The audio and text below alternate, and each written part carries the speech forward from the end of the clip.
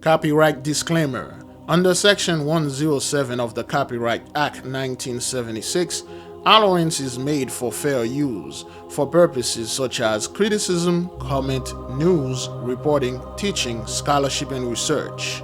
Fair use is a use permitted by copyright statute that might otherwise be infringing.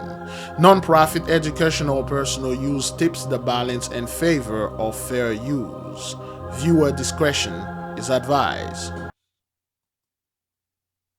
Reports tonight of downed trees and power lines and wind gusts topping 60 miles an hour. And the rain we're dealing with right now will stick around tomorrow. Let's get right over to Lonnie Quinn with the first check of our forecast. Lonnie? You're right, KJ. Some rain does stick around. It's not going to be like what we're dealing with right now. The worst of your weekend weather is taking place as we speak. Now, outside currently, New York City, 52 degrees. We've got some rain in the area. A wind advisory in effect until 6 a.m. tomorrow morning, going straight to the radar picture.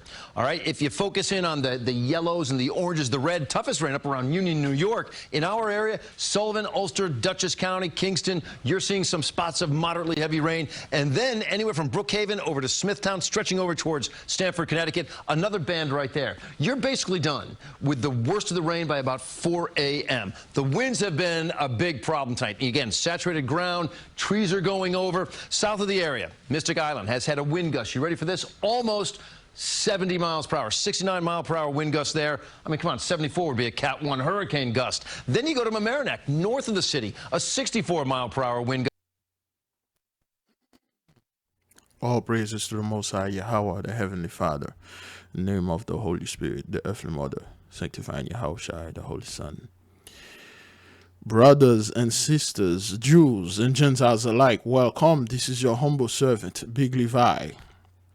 And today is a Saturday, October the 30th, 2021, and it's currently 10:41 Eastern Time, pre-recorded for the premiere. Peace be with you, peace be unto you.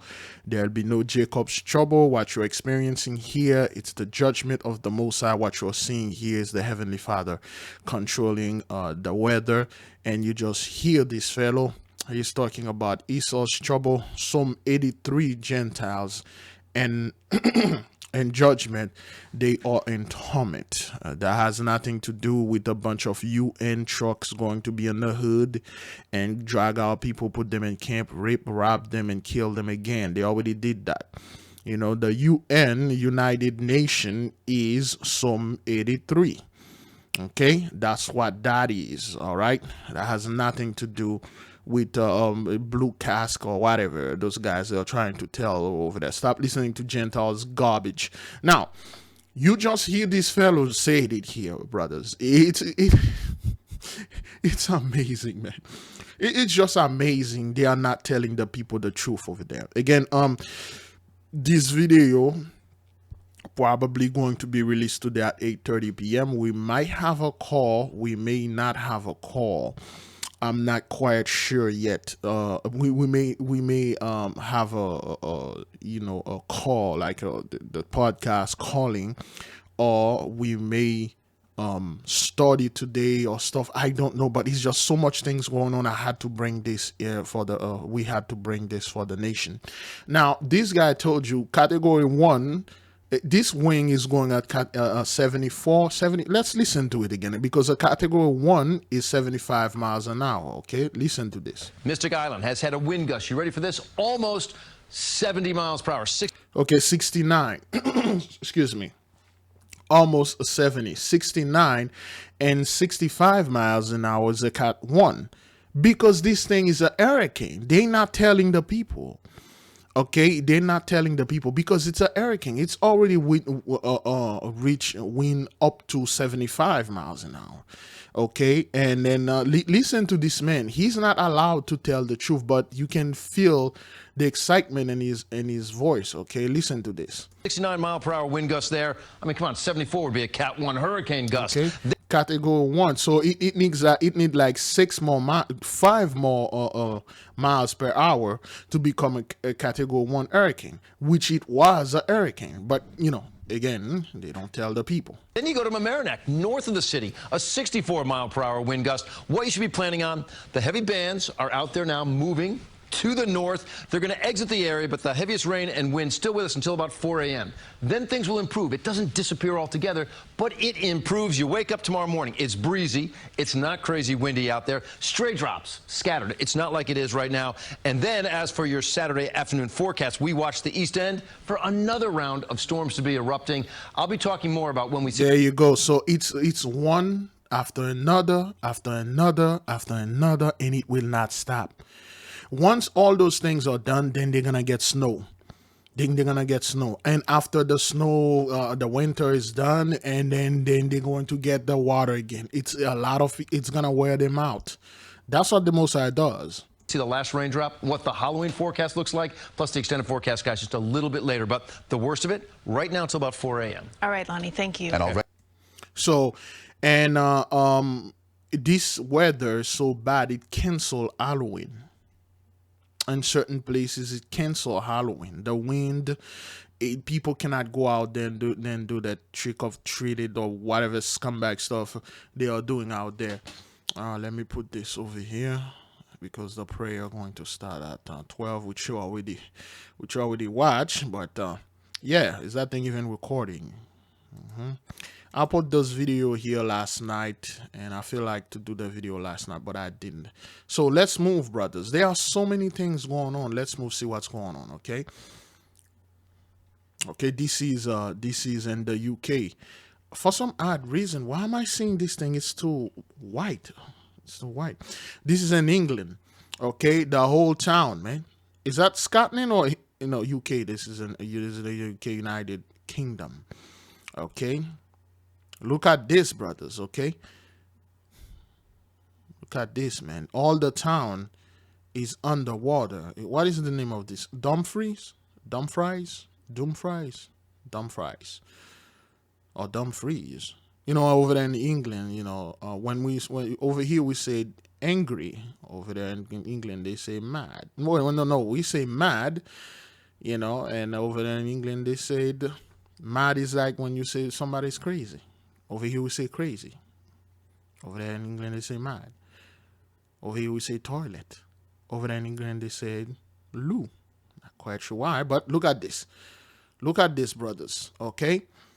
And they are seeing these things, and they don't know.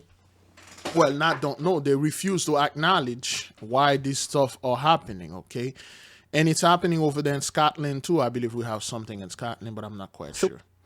Oops. So we can see the damage from Highway 20 across the valley.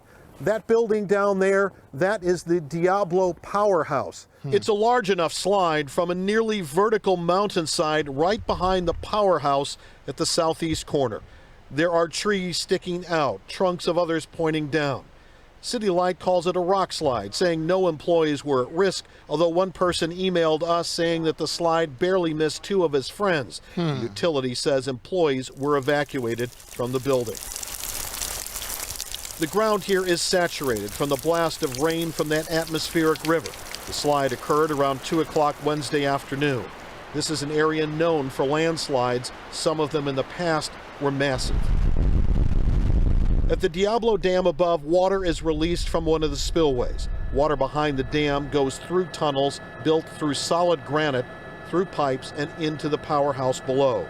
City Light says the turbines inside were shut down with power supplemented from backup generators. By shutting down the turbines, there could be no accidental release of water. City Light says the nearby community of Diablo just downriver did not have to be evacuated. The utility says the damage was to a drain and a door. Bottom line, Seattle City Light claims there was little damage to this building, but they continue to assess the situation. Little damage? Nah, it's just so the rain is so bad it caused the damage, and then it's messing with the powers. Okay, it's all the Most High is making it, brothers, that they are getting hit left and right just like we used to, and we still, and then that's what happened, man. There's damage, there's heavy damage, but it's not that bad. Don't concern yourself with that. Okay, look at this. Those are salmon. Those are fish. Those are salmon crossing the street. Why did the fish cross the street? to swim to the other side. That's what they do. And they are quite fast, though. They can swim upstreams and downstream. Salmons are known for doing this. Okay, that's how bad the area is, man. Washington State. Okay, Washington State is on the west side of the so-called United States, and Massachusetts is on the east side. So both sides are being flooded, man.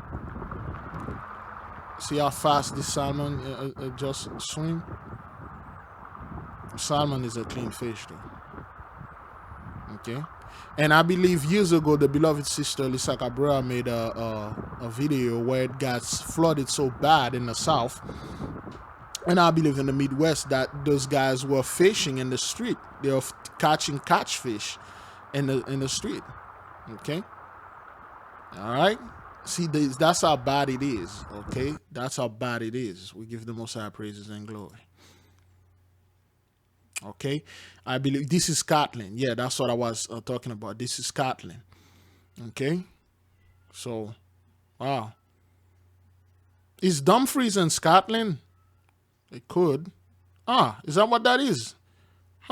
Scotland floods. Drones footage shows devastating impact in Dumfries. Okay, I believe Dumfries is in Scotland. Well, United Kingdom, Scotland is a part of the UK. I believe this is very confusing for me over there, but yeah, that's what that is. This was Scotland. Give the Most High praises and glory.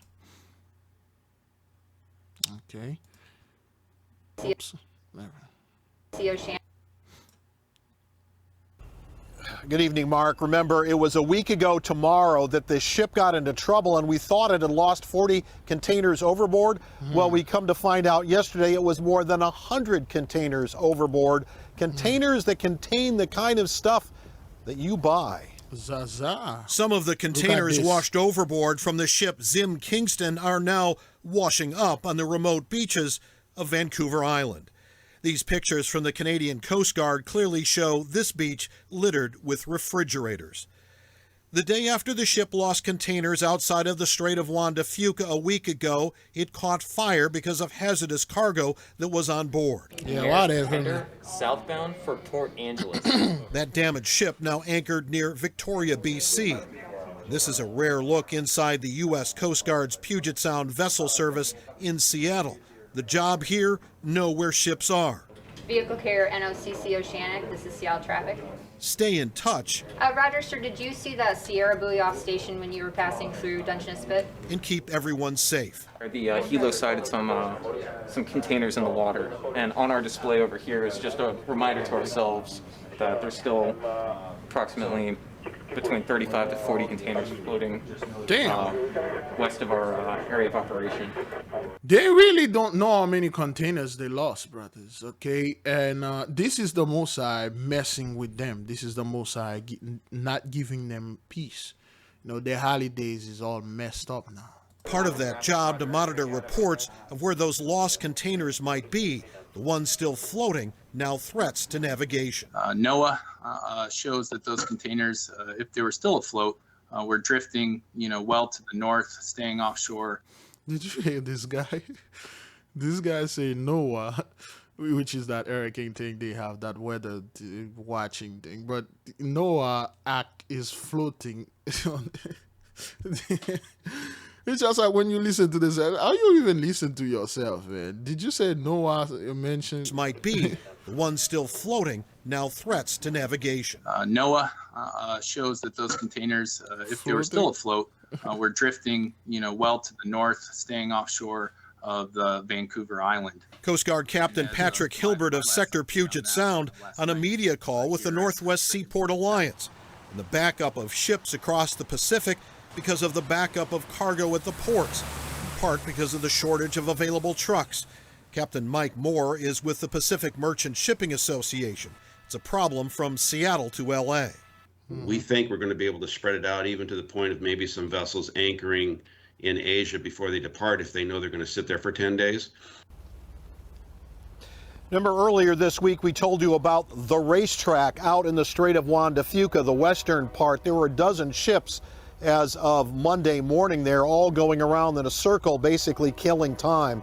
Well, now that the winds that were due to that bomb cyclone have gone way down, yes, we have rain. Many of those ships have decided to move out into the open ocean. You heard what he said? Let's listen again. Listen. The western part, there were a dozen ships as of Monday morning. They're all going around in a circle, basically killing time. Well, now that the wind... What he said here, well, dozen, 12 ships could not get into the port. They had to, the weather so bad, it kept them at bay. They had to kill time and go around and around.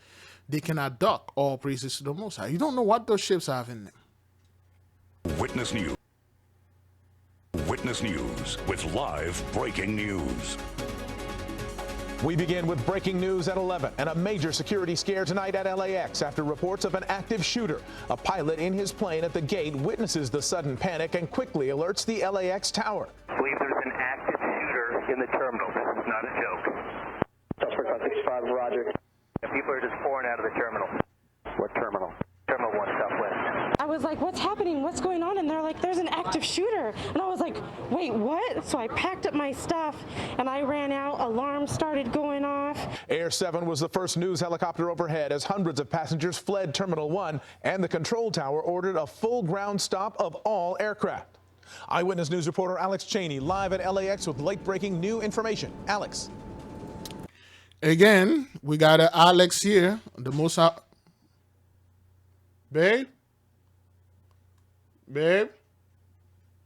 Huh. All right. We got another Alex here. You know, you know what that is? Alexander, Cassandra, Sandra, another Alex, Cheney. Like Dick Cheney. Another Alex here. All praises to the Most High. Michael is in the midst. Thank you very much. Mark, panic and terror at LAX tonight as a man ran into Terminal 1 and shouted, active shooter. Several hundred people had to be evacuated from the terminal, and it all played out on the tarmac. Terror for hundreds of people at LAX tonight. Reports of someone with a gun in Terminal 1 had people running. The security scare forced nearly 300 people to evacuate the terminal and onto the tarmac. Air 7 captured hundreds of people standing in a line just outside of the terminal. During the evacuation, paramedics were on scene to help 2 people who were injured with minor injuries.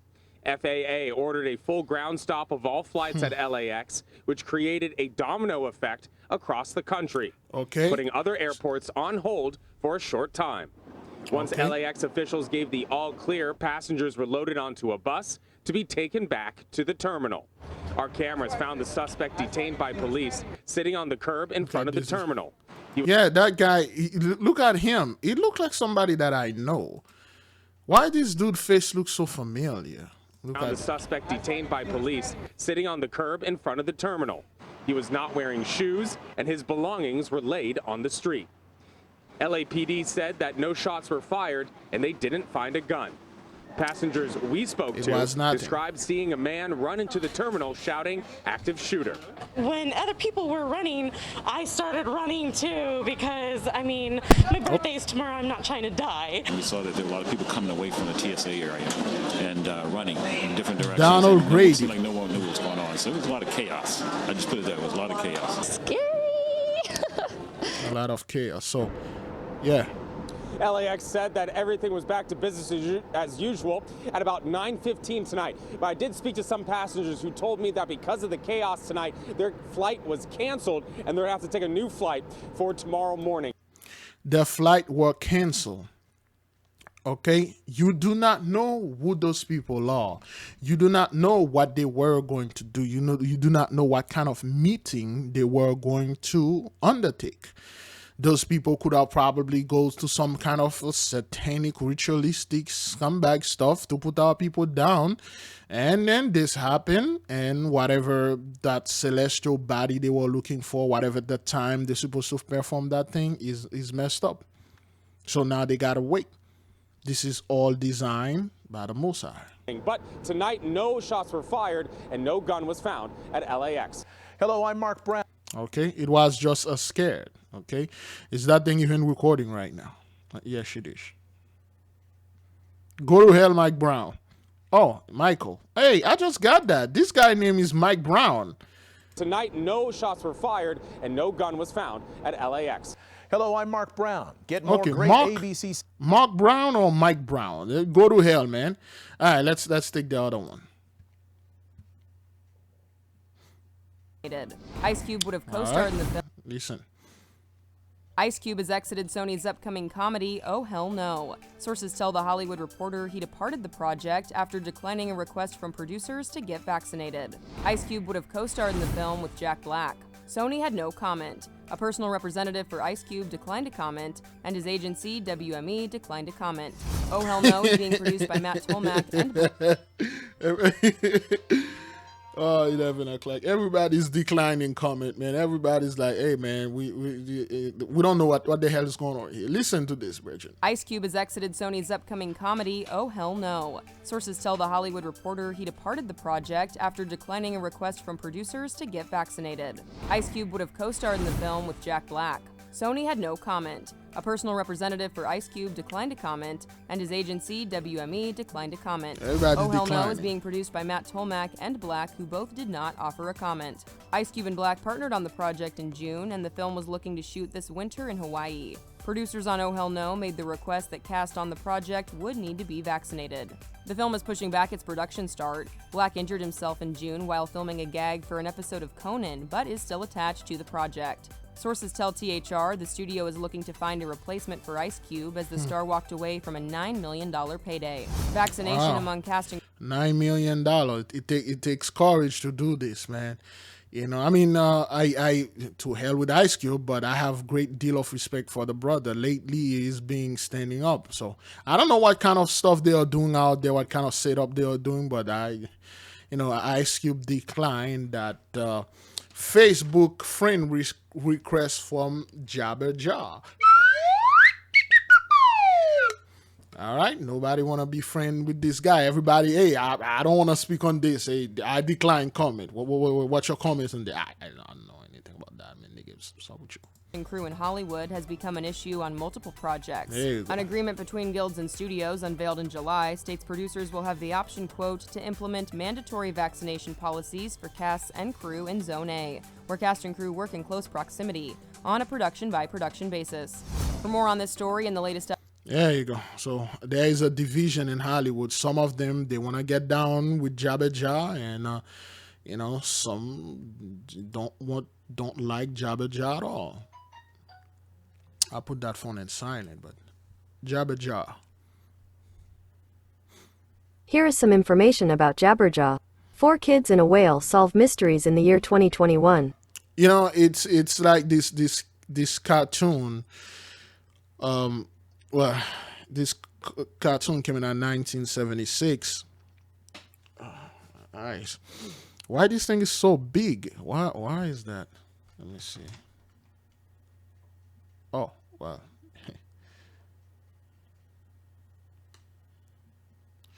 Well, let's put that 125 anyway. So, this article, Jabberjaw is an American animated television series created by Joe. That was the 1976, continuing until 1921. Jabberjaw is a 15-foot amphibious great white shark. Is the drummer of the Neptune of rock band made up of 4 teenagers, Beef, Shelley, and stuff, who claim underwater civilization in the year 2076. So, that's what they used to think back in the 70s. Around like 2076, around like 2021, they will have underground cities and they will be on Mars. The blessing will still continue. They will have all sort of technology and things like that. So, these guys declare, people are declining friend requests from Jabber. No jabbing for Jabberjaw. So, so Ice Cube say, no, not for me, sir. I don't want to be friend with you. You're a shark, and shark eats people. Zaza. A quiet, dead-end street in the tiny town of Little Ferry rocked with tragedy. According to police, a man who lived inside this home along a bench street was stabbed to death early Thursday morning. The suspect now under arrest. It's very crazy because this is very quiet. Authorities responded to the scene just after 5 a.m. where they found the 36-year-old victim brutally stabbed on the back porch. Sources tell Pix 11 News the victim, who is a tenant of the home, had a couple of people over for a late-night party. The man, described as being in his 20s, allegedly started to harass a female guest who declined his advances. That's when the victim intervened and was then attacked by the man who stabbed him numerous times with a broken bottle. Beloved brothers and sisters, Jews and Gentiles alike, we've been telling people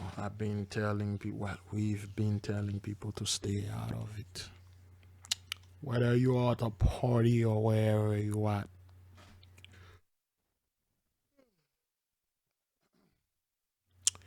If you notice something is being done, some kind of argument, excuse me, a guy is touching another woman, and there's an argument. You don't know who those people are. You don't know if they are husband and wife, boyfriend and girlfriend, cowboys and cowgirls. You do not know what's going on. You do not try to step in and act like you're in a freaking movie and defend this woman and defend this person. You don't even know. Stop doing this. You don't know what's going on. If this dude was somewhat stay in his lane, stay out of it, none of this stuff would have happened. It would have just go home, but people will intervene and act like superhero. You don't know what's going on. This guy trying to get with this girl's refusing. He's drunk, he's gonna try to get it, and the girl will just get in a car and move and go away. And then the guy will just be embarrassed and go home. And then you intervene, and then you die. I believe they have a update. I believe they have an update in this. Let me see. Prostitution bust sharply at New York. No, yeah, I was watching. This guy got hit by a taxi. New York City mayoral candidate Sliwa got hit by a taxi. You know, he got out of he was crossing the street too fast, and then Zaza, the taxi hit him and then he hit his head. Okay, man stopped to death. Okay, let me see. Mental health, the browser won't change. Okay, social screen.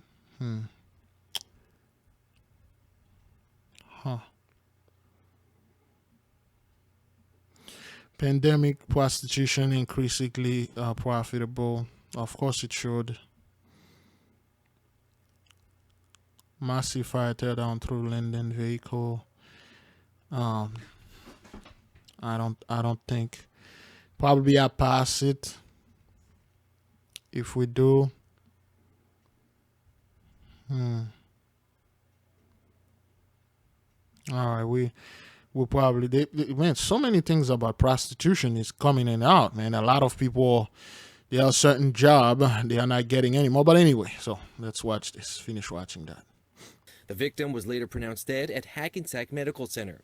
The suspect, who is reportedly a Union City resident, was arrested outside the home when responding officers arrived. The fatal stabbing here in Little Ferry happens at what appears to be a grim time for Bergen County, where officials are now investigating 4 homicides in the span of 10 days. 24 hours earlier. Okay, so that's they are seeing an increase of homicide and people are being killed and murdered and stuff like that because somebody out there collecting certain souls. Authorities in North Vale arrested 24-year-old Christian Giron, who they say used a hammer to kill his co-worker, 43-year-old Jeanette Willem. On Sunday, this dude name is Christian. He killed 43-7. Is that what that is? Let's listen to this again, man. This is senseless here, man. Who they say used a hammer to kill his co-worker, 43-year-old Jeanette Willem. Janet Willem? This dude name is Christian. He just used a hammer. It's crazy, man. On Sunday, 56-year-old Patrick Camilli was arrested and charged with the murder of a 51-year-old woman who cops say was stabbed multiple times by the man inside her Washington Township home. Then last week in Elmwood Park, cops say 21-year-old Jason Vicari killed his grandfather with an axe, later telling investigators that, quote, God told me to do it, end quote. Because they are not lying. Okay, they are not lying. So I don't know what happened. Why didn't we get this? Why this didn't make the news? For some reason, I didn't get none of those guys. Usually we would get all the stuff, but you see those things happen like 4 weeks ago, and then now they are bringing them in. Okay, let's listen to this guy Neem. Later telling investigators that, quote, God told me to do it at her Washington Township home. Then last week in Elmwood Park, cops say 21-year-old Jason Vicari killed his grandfather with an axe. Later telling investigators that, quote, God told me to do it. Okay, because he's not lying, you know. Those people are hearing the Mosai come in, and then they're going out there and passing justice, you know, judgment, you know. Crazy. Killed his grandfather with an axe, man. This is gruesome, brother. This is horrible, man. This man didn't do nothing to him. He just wake up and then start killing people and say, God told me to do it. Just like that dude that came into that woman's house and said, God told me to have a talk with your daughter, you know? Crazy. End quote. Scary. It just goes to show you, you know, you could be the sweetest people in the world and you just don't know when people snap. In the case in Little Ferry, the Bergen County Prosecutor's Office has not released the identity of the suspect. Charges are pending. So, well, they haven't, I don't know what's going on. They have not. Yeah, let me see. This person says something good here. It's not always your job as a human to come to the rescue. Sometimes you have to call the police or let God. It's just, or let go. It's just like a fire. To a certain extent, an untrained person can put out a small fire, but if it is consumed the whole house, there's nothing you can do. Dispute between people go to the same way. Sometimes there's nothing you can do, and you might get burned by the fire if you try to handle a job that's out of your ability. All praises to the Most High. All praises, man. Stay out of it. You don't know what's going on. This guy, you know, you see this guy arguing with this girl. You don't know what's going on. You just, if you feel, anytime you see an argument between a man and a woman, stay out of it. But Big Levi, this man is beating this woman. You don't know what's going on. This man is beating this woman for years, but she's still staying with him after the argument, and then they smoke some crack, they smoke something, and then they get well together, and then they go home, they get in the bedroom, they did what the Heavenly Father intended them to do together, and then they come back, they do the same thing. Okay, stop being emotional. Stop being this guy. If you see something happen, you're gonna pop up in there and then try to, oh, I'm here to save you, baby. You don't know me, and so you don't know what's going on, man. And we see this happen multiple times. Stay out of it. All right. Oh, all right. So, all right. Let me just.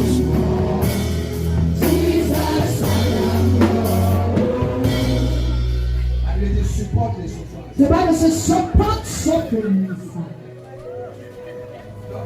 L'important de voir si tu es prêt pour le ministère is to test to know whether you're ready for the ministry.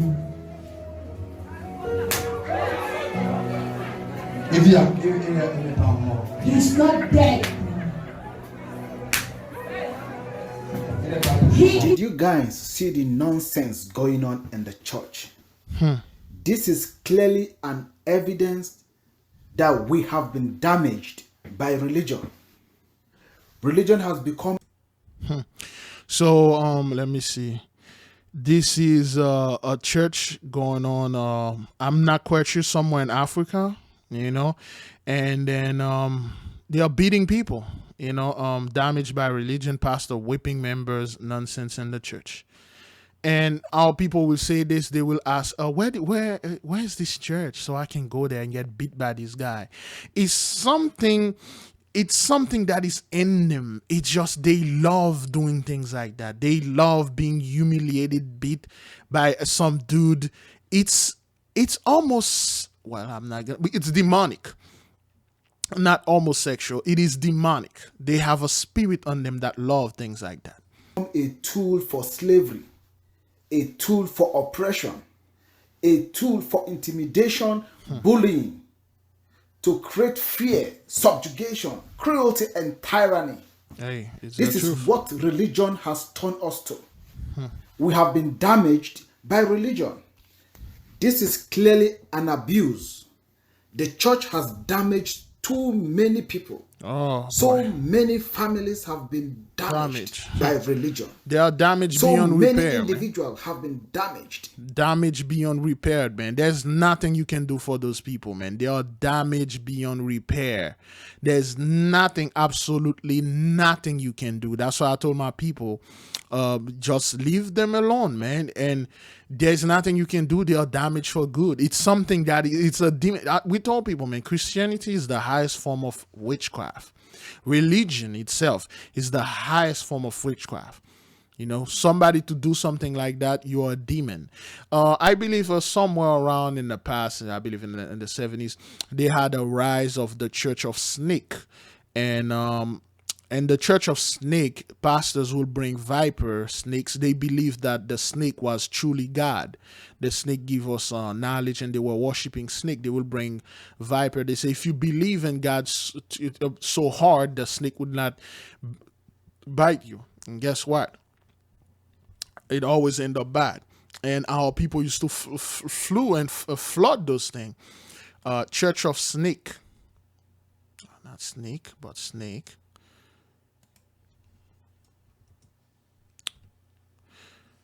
Church of Snakes Handlers. Is that what that is? Okay. Snake handling pastor beaten by deadly rattlesnake. All right. Okay.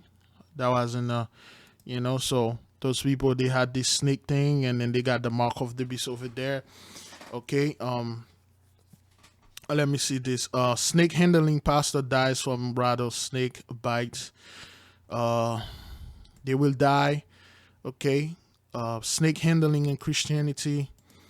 Okay. They will do all this nonsense. All right. They will bring vipers and then start worshiping and hey, Jesus, Satan and stuff. And our people love this type of garbage. They love this stuff. They will bring the snake and bring. This is the kind of scumbag stuff. Okay, all right. And they say, if you believe in God so much, this snake will not bite you. And then they will provoke the snake, and then the snake will bite and kill them. And then our people, they love this kind of garbage. You know, they will send you silly little emails. So where is this shirt so I can go ahead and worship the snake with them? They will put the silly little links and asking you, we need to go to this church. This guy, he look like us, and he got a bunch of snakes. And true knowledge is being given to the people. You have to go to this church, Big Levi. Pass it on to the nation so they can go over there. I'm not kidding you, brothers. I'm not kidding you. I'm not kidding you, brethren. Okay? This thing used to be very... Let me see. This thing used to be very large. Okay. All right, so let's finish listening to that. So many marriages have been damaged. Yes. And many lives damaged. Marriages, man. And I always get a lot of crap when I speak about marriages. I keep telling our people the church don't know anything about marriages. The marriages are damaged by the church. What the church told you what marriage is, that's not what that is. And again, I choose not to speak about things like this. Sometimes I touch on it a little, based on what the Messiah revealed unto me at a very, very young age. And I realized, the marriage in the church was nonsense. Just because we want to worship God. Yeah. Just because we want to serve God. Can you imagine what he was doing there? That is an abuse. Clearly an abuse. Watch and see. He's not dead. Okay. All right. Yes. Okay. They are beating their members. You are my everything. You are my splendor. Okay. Till the day you are. Jesus, I am yours. Right. Did you see that? How this guy was lashing their butt. But the painful aspect is that they don't realize that this is an abuse. That is the painful part of it. They've been abused, but they can't realize it. The people have been so damaged that their willpower have been completely shattered. Yeah, compromised. At this moment, they are completely incapable of making any sound decision by themselves. It's true. In the name of religion. This is an abuse, and we have been so damaged by religion. We are. Religion has become a tool for slavery, a tool for oppression, a tool for intimidation, bullying.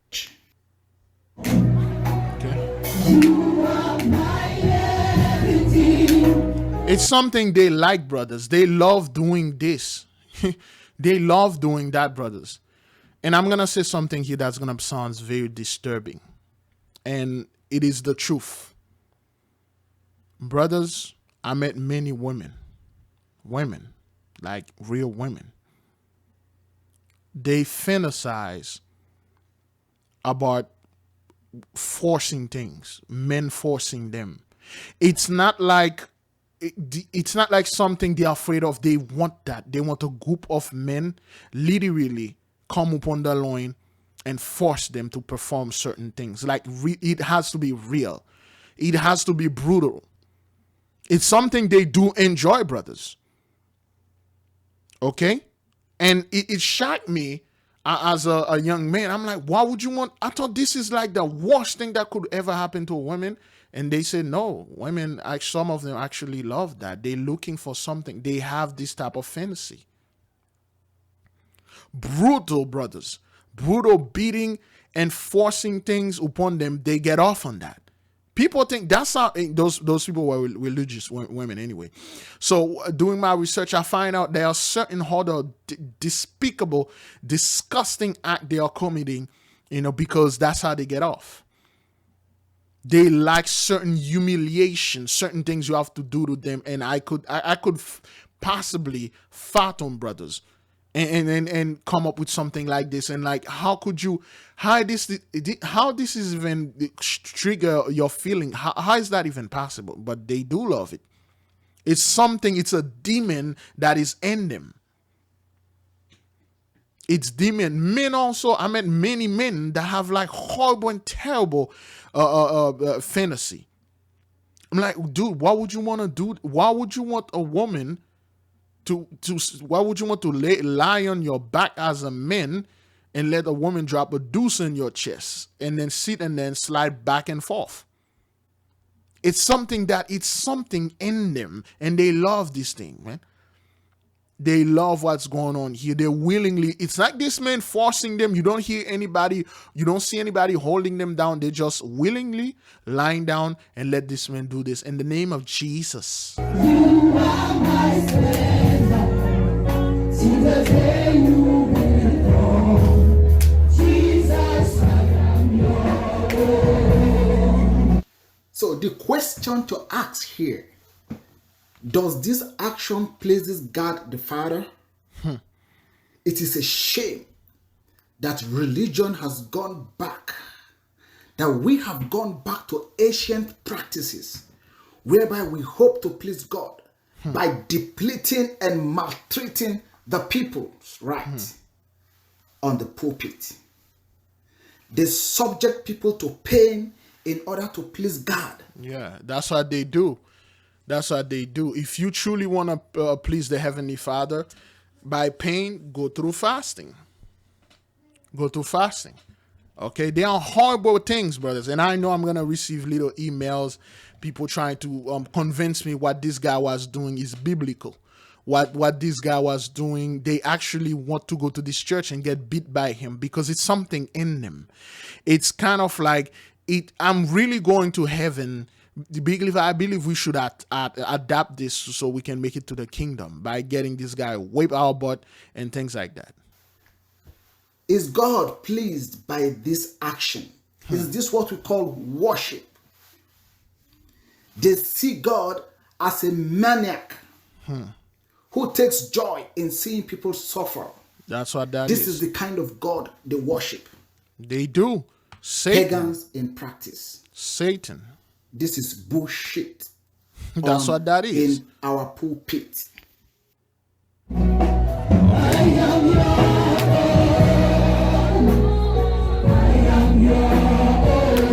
Okay, Satan take great pleasure in that. Okay, while they are singing, playing, whipping, and then the people are like, man, when is my time to get whipped by this pastor too, man?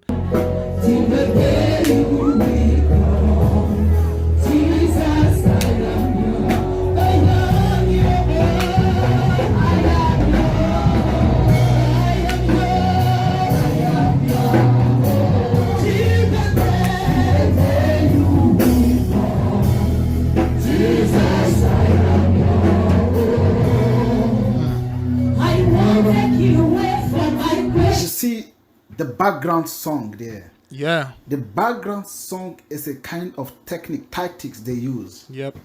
You know, to emotionally engage you. That's what that is. You get engaged with the song, and then you suspend your brain. That's your brain, true. Right? Hypnotizing. They're hypnotizing you with their devilish song. Okay, and then people will cry, say, Big Levi, that was beautiful, man. I feel certain things in me and I connect to Jesus, and we should do this. Let's form a community where we can whip people and stuff and do this kind of garbage so we can brothers, I kid you not. Then people, it's just I don't want to disturb the peace of the nation. I'm receiving email, man. People are coming with all sort of backward. I'm like, yo, why are you, what is this? Oh, we should do this, we should do that, because I believe if we do this, and then we truly will go to heaven and stuff like that. Let's go in the desert because the Most High say flee to the desert. Is that what that is? You want to go live in the desert with a bunch of crazies like this dude? Go ahead then. Right there, it's inactive. You cannot reason anymore. Yeah. And I want to tell you clearly, based on what I have seen in the church, I can conclude objectively that the African church is creating more spiritually disabled people than healing the people. This is exactly what's going on. Jesus did not select his disciples by whipping them or flogging them. Neither did Paul. There was nowhere in the scripture where we see Paul or Jesus whipping anyone. That's what they do. The damage of religion. For good. It's time for us to rise up and smash those idols from our pulpit and cleanse the temple once again for Christ. The damage of religion. We have been so damaged that this damage is only God that can rectify it. This is not worship. We don't need to be whipped in order to serve God. You won't believe, brothers. Last time I spoke on that TB Joshua, guys, I received certain emails, people trying to convince me that he was truly a man of God. Stop saying what the others are saying. He was truly a man of God. And then Yahuwah sent him Big Levi praises. We have to go over there and then pay our respect to him. You won't believe, brothers. You won't believe how many people will go ahead and send emails and try to explain to me why we should practice this and why this thing is beautiful, why the Most I say to whip our butt or putting... get out of here. We don't need to be flogged in order to worship our Creator. Please, if you are not subscribed to my channel, please subscribe and God bless you. Bye-bye.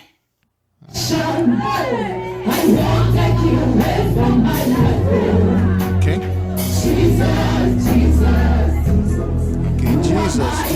Jesus. All right. So that's what they do, brothers. I know a lot of people are going to get upset. I bought this and then stuff like that. That's what they do in the church. Okay. There's a demonic when you keep saying Jesus and singing and whipping people and do stuff. You know, and if it wasn't for the little ones, there are certain things that I would have showed you what's going on. Like clearly while the church is going on, certain things that the pastors were doing to young women and young men behind closed door. The door is closed. The church is going on. They were telling them, in order for you to get to heaven, you're going to have to bake with me right here and right there.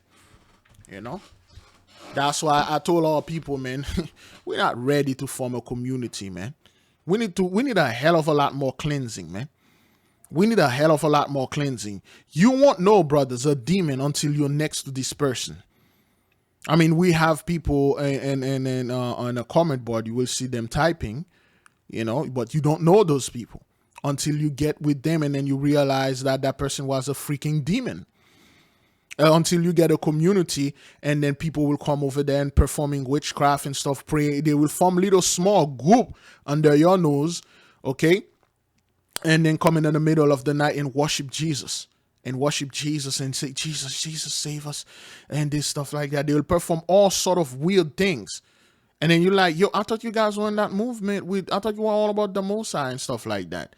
You know, they will do silly little things and thinking like, oh, the Heavenly Father is accepting them. We told you it's a broken heart, a contrite spirit. You have to open your heart. Those people cover their heart. They are doing silly little performance and thinking the Most High, he's whipping his butt and their butt, her butt. I'm happy. I will bring them to the heaven.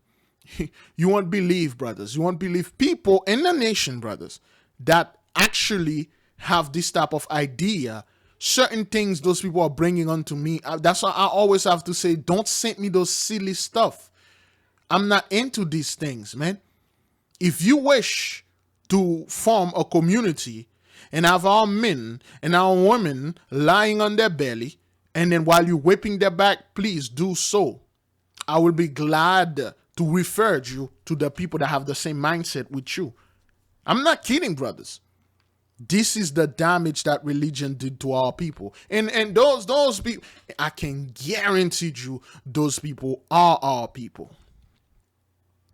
I can guarantee you right here we'll find our cousin, our brothers, our sisters that go to church like this. And then when we tell them, they're very pissed off. Oh, mind your own business. I worship God the way that I feel like I worship God. I did this, I did that. Those are the people that go to church and telling you like, oh, you're going to hell because you don't get whipped by my pastor. Horrible things, man. And it's a lot of power, brothers, to do something like this, man. It's a lot of power. You know, this man have a lot of power in him, okay, to do things like that, okay, to let a bunch of people lying on their faces and beat them. It's a lot of power to do that. All praises, man. Again, keep your silly little email. I don't want to hear about your opinion, like how wrong I am by showing this. Or like, oh, this guy is right because there's this passage say Yahusha was a whip, so we need to start whipping people and stuff. Okay, well, no problem. Buy Big Levi a giant freaking bull whip, you know, laced with barbed wire, and I'll whip you with it. And I'll pour hot sauce in your wound. Zaza. Well, the other big story hitting Tampa Bay, human trafficking. We're following two busts, both major operations that put dozens of individuals behind bars for really terrible acts. In Polk County alone, deputies arrested 100. Terrible acts? Is that what that is? Is that a terrible act? Husband and wife doing and bringing the... how is that terrible? You people need to mind your own freaking business, man. Those people are doing what they are doing the best. That's what this is their true nature. Don't be coming over there and trying to say, oh, this is so terrible and stuff. No, this is you people true nature. Those are husband and wife and friends doing what they are doing because naturally that's what you people are. You're a bunch of vile creatures. Okay. Two suspects either for prostitution, soliciting prostitutes, or trying to lure a child into having sex. We're going to have more on that case in just a moment, but let's start right now with what they're calling Operation Shared Hope, and that was an effort to shut down 12 massage parlors across 2 counties. 12 massage parlors. We've been speaking on this a lot, you know, about the massage parlors. We know those Moabites and Edomites, that's all they do. And this is what those people do, brothers. When you see things like that, you give Most High praises and glory because he created them to do those vile things. Horrible and terrible things they are doing in there, and then act like all the sudden I saw this guy, this desert fellow poor guy upload a video about some woman that being sexually abused by the queen behind closed door. We don't give a F about that. Where were you people when our children were being sexually abused doing slavery till now? Where were you people when our men and women being like beaten and all that torture? No, all of a sudden, I'm a survivor. You don't want to know what's going behind closed door. We don't want to know. We survived this thing. It's your turn now. Investigators say it was a husband and wife at the center of that whole operation. Fox 13's Aaron Mesmer live for us at the Hillsborough Sheriff's Office in Ybor City. And what more did he have to say about this? Well, Cynthia, the sheriff says that this is the kind of case where women are exploited. Man, this has nothing to do with that. Beloved, don't listen to those people. They are not forcing those Moabites women are doing this. They will fight, brothers, to come from wherever they're coming from, to come here to commit this act and make money and go build houses in their country. It's something they do willingly. That has nothing about they kidnap a bunch of women and stuff. Look, I spoke with those women. They say something that they did willingly. They always showed you, they always try to portray those women, they're being forced to do this. That's not true. That's not true. There's something that they did willingly. Remember that guy, Jared from Subway? In the interview we played the other one of our video, Jared told you straight up, he never forced himself upon the little ones. Their parents brought the children unto him, and then they instruct the child to commit the act, and then he will give them $40,000, $50,000, $30,000, and then he will perform the act. It's not like he has some dude. When they say human trafficking, people always thought like those people are in a horrible condition and stuff. That's not what that is. It's a mutual agreement. They consented, and then they pay each other, and then they give to you the child. That's how sick those people are. And then they brought it out there and tried to make it look that this is a vile thing. It's like, no, this is a normal thing for you people. You cannot blame a pig, brothers, for being filthy. It's a pig. If you see a pig eating his own filth and going in the mud and do all sort of thing, you praise the Lord. You say, indeed, the Most High did say not to eat this thing. It's a filthy animal. Look what he's doing. Praising the Lord in that mud and that filth. Because it's a pig, it was created to do this. We cannot go to those people and say, stop doing this. You are doing that wrong. You're not supposed to, wait. They were created to do this sort of scum. That's why the Most High told you to stay away from them. Okay?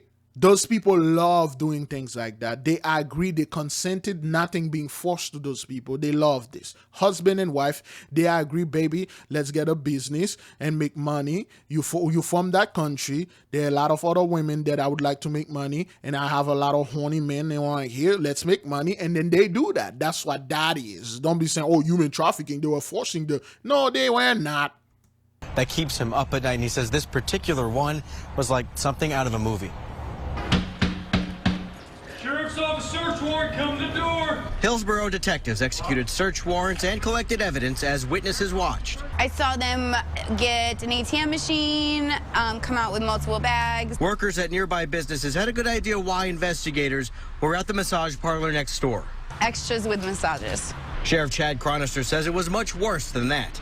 He says James and Nan Smith are the ringleaders of a major prostitution ring involving a dozen massage parlors in Hillsborough and Pinellas counties. The sheriff's office provided this video of the Smiths' recent arrests. So far, 7 people are facing charges. The Smiths ran their business like a franchise. Well, that's what that is. Recruiting women from around the country, establishing a clientele, operating for a period of 6 to 8 months, then selling the business where the criminal behavior would continue. The sheriff says this investigation, dubbed Operation Shared Hope, began in September 2020 and lasted about a year. He says it was around that time that detectives began looking into the massage parlor, Simply Massage, in Lutz. Simply Massage in Lutz was mentioned multiple times on adult forums. According to the sheriff, customers or Johns would go in, speak to a manager or madam, negotiate the sexual acts they wanted, and then get to handpick the woman they wanted. Okay, so what seems to be the problem here? What seems to be the problem here? Those are the people, they're supposed to do filthy act like this. They're supposed to do things like that. Oh, this man paid this woman to have sex with her. Outrage and stuff, outrage. So you guys are outrageous now? You guys remember what you did to our women. Remember what you didn't even pay our women. You used to take the money from the man, and then you will tie up the slave, and they will perform the act. You will take the money. Now it's happening to your children all of a sudden. Now, oh, it's not good. It's not good. When it was happening to our women in the 60s and 70s, when we had the pimps and the so-called hoes going out there trying to survive because you cut the job, you cut them off, they could not get anything. They used what they had to do to survive. And all of a sudden now, well, you know, what they used to do, brothers, there's documentary where those people are saying it's a normal behavior upon our people. They were saying the black man is by nature a rapist. They are by nature super predator. They are by nature violent rapists. And it's their nature. It's pathological. They are pathologically built like that. We need to let them do this. And they come up with their sciences, and they will come up with diseases. Okay, they will quarantine the hood with their diseases, and they will infect our people. They will go in Africa and infect our people with all sort of STDs, including HIV. Okay, come to find out, our people are not into this thing. Most of this thing is in the cowboy community. Okay, and then they turn out to decimate their own self. And all of a sudden now you people are doing this. It's wrong now. Oh, it's wrong and stuff. And this thing is going all over. The so-called elite brothers, what they are telling you about the elite are trafficking children. No, they're not. They literally just walk up somewhere and then they go to those DCF or wherever they got kids. They just take them. They pay money, just like you buy an animal, you buy food. They just do it like this. And plainly open, brothers. They go to the orphanages, they do this, and then they do it right there in the open. Okay? Those people, it's something that it's in them. It's a demon spirit. They love doing things like that. And then they try to show, the elite are doing this thing behind closed door. No, they're not. They do it not only they do it behind closed door, they do it right in front of you. Showing you that little commercial like, we're taking care of those children in Africa. And so how many times we saw videos like those people, those men that die, you see them in shirtless sitting in the midst of a bunch of children that look out like our children. That guy that died in a plane crash, he used to go in Africa, try to help people with AIDS and stuff like that. It's something they do in the open. They masquerade it as some type of survival. Oh, we're here to help them. And then our people are so gullible. And then they make Satan look some type of a giant devilish guy with teeth and stuff. And then when Satan is white Jesus, all smooth talking, you know, and then their face looks so good. They talk so smooth. Hey, I'm going to take care of this child and stuff like that. And then behind closed door, they'll do all sort of things to these kids, man. That's you people. That's what you guys do. Now, why all those things are coming to life right now? Why is it all those things are happening, beloved brothers and sisters? Those things are happening because of Genesis 15, verse 13. We know the 400 years is up, you know. And he said unto Abram, know of a surety that thy seed shall be a stranger in a land that is not theirs, and shall serve them, and they shall afflict them 400 years. And also that nation whom they shall serve will I judge. Okay, and the nation is being judged, brothers. Okay, for those of you who watched the video last night, our beloved sister, she was in a situation with certain Gentiles. Okay, she didn't know their true intention. That's how those people are. Beloved, we cannot, brothers, at this time, at this point, you know the characteristics of the so-called Gentiles and 2/3 out there, and you choose to be in their midst. You choose to hang out with them. You choose to go to party with them and stuff. Whatever happened to you will happen, and it will happen for good. You cannot tell me, you know, those Gentiles are backward in the head, and next thing you know, you go to a sleepover party in their houses. Oh, they are my friend. We work at my job, and they're like best friend, and we're gonna have a sleepover. We're gonna have some kind of sleepover over there, and then we're gonna do this, we're gonna do that. Oh, really? When you know those people are actual demons, they will sacrifice you. They will push you from the balcony, and then you die, the blood spill, and then they make money.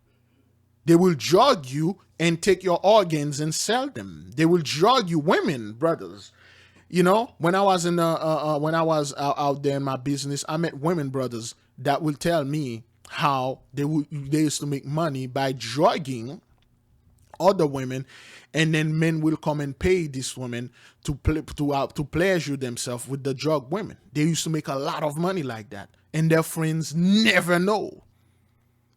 They never know. One of the women, a story came in Miami. One of the women find out she got pregnant. She said she never in her life knew that the last time she ever had an encounter with a man that was her last boyfriend, which she left in one state, yet she become pregnant. She didn't know until she found out it was her friends that would keep drugging her and let other men take advantage of her. Those were the Gentiles. That's what they do. Those are the 2/3. That's what they do. Do not put yourself, brothers and sisters, in a situation that, you know, this person is a demon, but I'm going to trust this person because I want her to be my friend, or I want to bring her in the truth. Oh, hell no, man. Leave those people out there. They are filthy swine, filthy pig, although the pig is a mighty animal. I love the pig to death, but a freaking pig, man, that's what it does. Stop trying to take a pig and give it a shower and groom this pig and then give that pig a nice manicure and trying to make that pig clean and make it look like a human, give it dress, give it tuxedos, make that pig look like a... Stop putting makeup on freaking pigs. They are pigs. Stay away from them. Do not touch them. Spiritually speaking, when the book tells you do not touch those filthy animals, do not touch those pigs, they are talking about the certain heathens, certain 2/3, certain people not to touch, not to be around them, and not to eat them. Well, spiritually and sexually speaking, you're not supposed to be with those people. They are filthy pig, and do not go over there and judge them. Stay away from those people. I'm very serious. Are you kidding me right now? You guys just took my husband out from his father. What? It's your turn now. What are you people doing?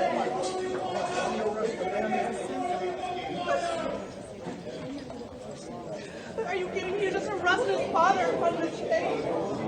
That's not okay.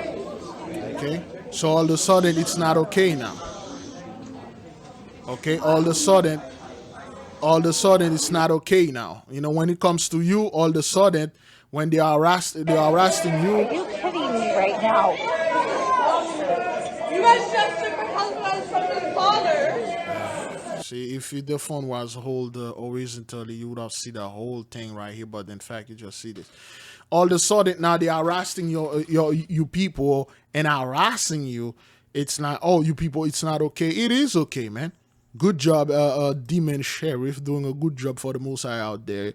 You know, that's good. You guys need to respect the law. No one is above the law. That's what Batman say this. No one is above the law. Good. Yeah, is that my Graph the Crime Dog say this? No one is above the law.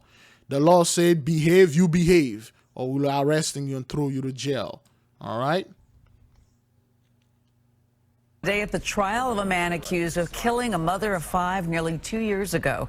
Prosecutors say the man behind the wheel was high on meth when he plowed into her vehicle. But the defense argues that someone else was driving. Fox 13's Gloria Gomez tells us who attorneys are now blaming for the crash. FHP troopers say Jeremy Guerrero was high on meth the day he caused a fatal crash. You can see the caused a Jeremy Guerrero. You can see the demon. Look at how black this guy is, man. You can literally see the demon in him. Seja Rebo's younger brother, Zaza. Was high on meth the day he caused a fatal crash. Very jittery. He was clenching his jaw. He was unable to focus on the topic. After he agrees to a series of field sobriety tests, he's driven to a fire station to provide a blood sample. And it's during this drive he realizes he may be in big trouble. We hit another car. Yeah, veered her off the rocks again. He finds out the other driver died. Immediately, he tries to shift the blame to a woman in the car with him named Mary. She was messed up. She was the driver, and it's her car. There you go. She was high. There you go. That's what Gentiles does. The moment they realize they're in trouble, it's the other person. It's not me. I didn't do this. That has nothing to do with me. Stop blaming me. Go to her. She messed up. That was her own car. I'm not. That's what they do. The moment something happened, oh, hell no. Responsibility, accountability, not for me. You know what I mean? And she insisted on driving all the way back. That's what the jury got to see on the first day of testimony. Guerrero's accused of causing a crash that killed 57-year-old Maria Perez on I-75. They say he plowed into Perez's vehicle and she slammed into a tree head on. So her name is Maria. She's 57. The other woman name is Mary. That was in the other car. And I believe that guy name is Guerrero, which means warrior. Again, you know, the warrior of the fighter of Yasharala is Michael. You can't make this up, man. The mother of 5 died at the scene. The defendant's actions on November 15, 2019 were not simply just careless. They were criminal. But defense attorney Brian Camarino points out one key question. That they didn't know who the driver was. He says prosecutors will have to explain why the DNA points to someone else. When they examined the driver's side airbag, it wasn't Mr. Guerrero's DNA that was on the driver's side airbag. It was Mary's. Camarino says Guerrero's DNA was on the passenger side airbag. However, prosecutors insist it was Guerrero behind the wheel. Now a jury will have to decide who's right. Gloria Gomez, Fox 13 News. Yeah, that's what that is. All praises to the Most High. It's not me, it's her. Tonight, charred remains are all that's left of a 30-year-old family-owned business in Dixon County. News 4's Marissa Sulik is live at the Hog Heaven Family Restaurant. Marissa, this wasn't just a place the family owned, it's where the community gathered. It really was, Marius. I talked with a couple firefighters after they put out the flames today, and one of them told me he was about this tall when he started coming here. Also, the other one told me that this was the best burger in town, and this restaurant the Gentry family once owned is now Hog Heaven, Pig Heaven. Hog Haven, Pig Haven, Pig Haven, Hog Haven. Restaurant catches on fire. Plague number 2, fiery conflagration of the cities. Just burnt and smothered ashes on the inside. The Hog Heaven barbecue spot off Highway 70, now charred and smothered in ash, once was heaven on earth for Linda Gentry. My husband and I started it.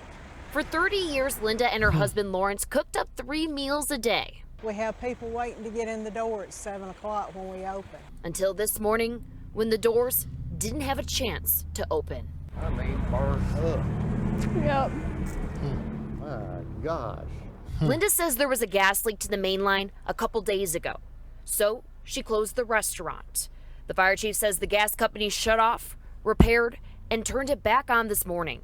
And within 15, 20 minutes, it was on fire. Boom. Boom. And I'm not blaming them because I don't know when I got it. Yeah, that's a wise woman right there. Don't blame the firefighters. They did their job. That was set by a woman named DeBariel. You need to look for her. The chief says a customer driving by saw the fire. No one was inside and no one was hurt. But for Linda, this is her second loss this year. He died. Oh, the husband. Her husband passed away from a pulmonary bypass during surgery. Okay. Those people are catching hell, man. The husband died, and now the restaurant is gone. The blessing is literally gone. Okay, the mighty pig right there. Okay, the whole thing, man. It's wow. Wow, this is symbolic, man. The pig is on top of the family. They could have put the picture anywhere, but they put it right here. The pig, the mighty pig, is on top of the family. Okay, and then there is like a bell in there. The pig is ringing the bell like, hey, it's time is up, man. A pig is a truly a magnificent animal, brother. A pig literally can eat anything. Did you know you can poison, let's say you poison a goat and then the goat die, the pig can eat the goat with the poison in it. Nothing will happen to this pig. You can literally take meat, brothers, and then you cut aluminum and mix it with the meat, like cut pieces of aluminum, like those beer can. Okay, you cut pieces and mix it with the meat. The pig will eat it, and nothing won't happen with it. You can mix glasses like bottle. You can crush glasses, brothers. You put it in the meat and give it to the pig. It will eat it. Nothing will happen to the pig. It's a mighty animal. That's why Moses built the pig to be the tough animal that can clean the earth. It's a mighty beast. The beast is strong. You know, filthy beast, but the pig is freaking strong, man. That's why they put the pig right on top of this dude, man, and the family. Horrible things, man. That's a horrible thing that happened here. But hey, the blessing is gone, man. The husband died in April, and then now the restaurant is gone, and she left desolate.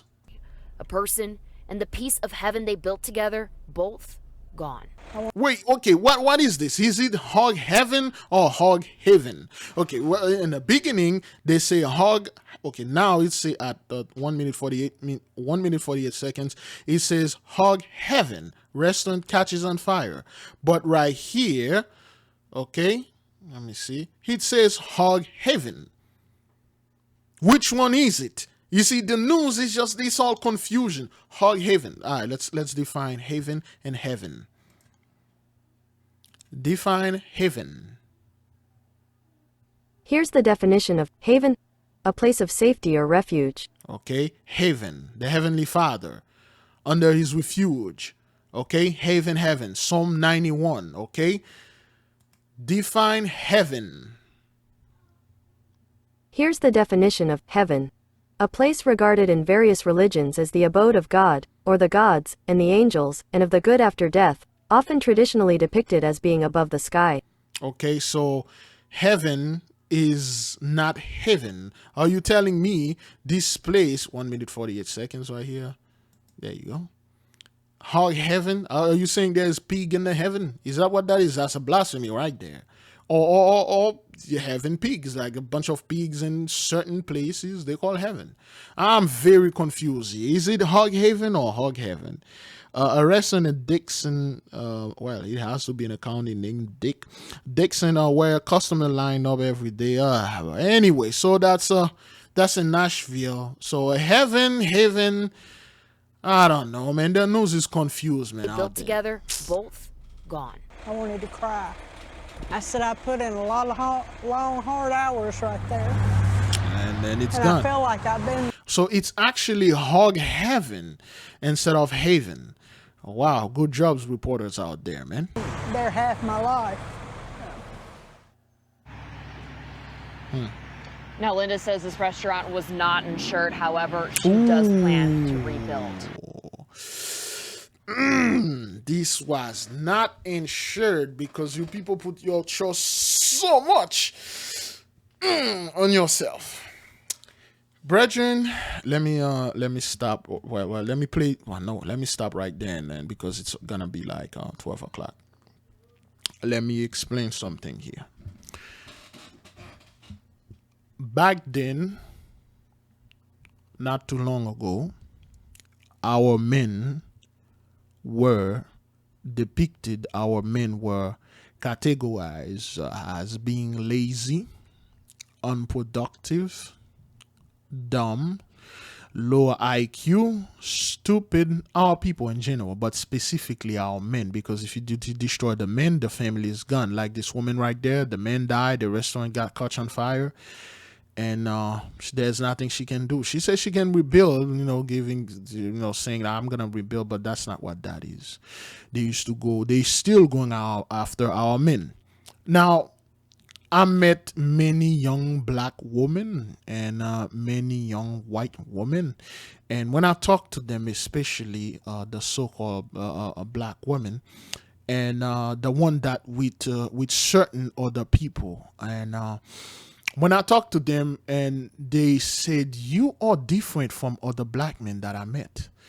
And I'm like, "How so?" They say, "You are much more, your speech pattern, your accent one, and you do not use certain words, and I can't feel certain vibration in you. You're not like any other black men. I'm like, okay, have you met other black men? They say, yes, I do. And when I'm talking to those people, and their way of explaining is like they are lazy and they don't make any money. The white man is better. They make more money and they resolve problem much better. I was listening to a brother online. The brother was talking about how great the white men are. They can resolve pretty much everything. Any problem, they never complain. Our people always complain, but white folks don't complain. If they face a problem, they fix it. And then that's what this brother was saying. And I remember I was listening to this woman, and she said, oh yeah, white men don't complain. If they have anything, they just resolve it. They pay for it. They work really hard, and they always resolve anything, any kind of catastrophe they encounter. They resolve it. Oh boy, it's already 11. All right, let me take my phone right here. Oh, it's 12 o'clock. I need to. Oh, there we go. Oof. Oh. Oh.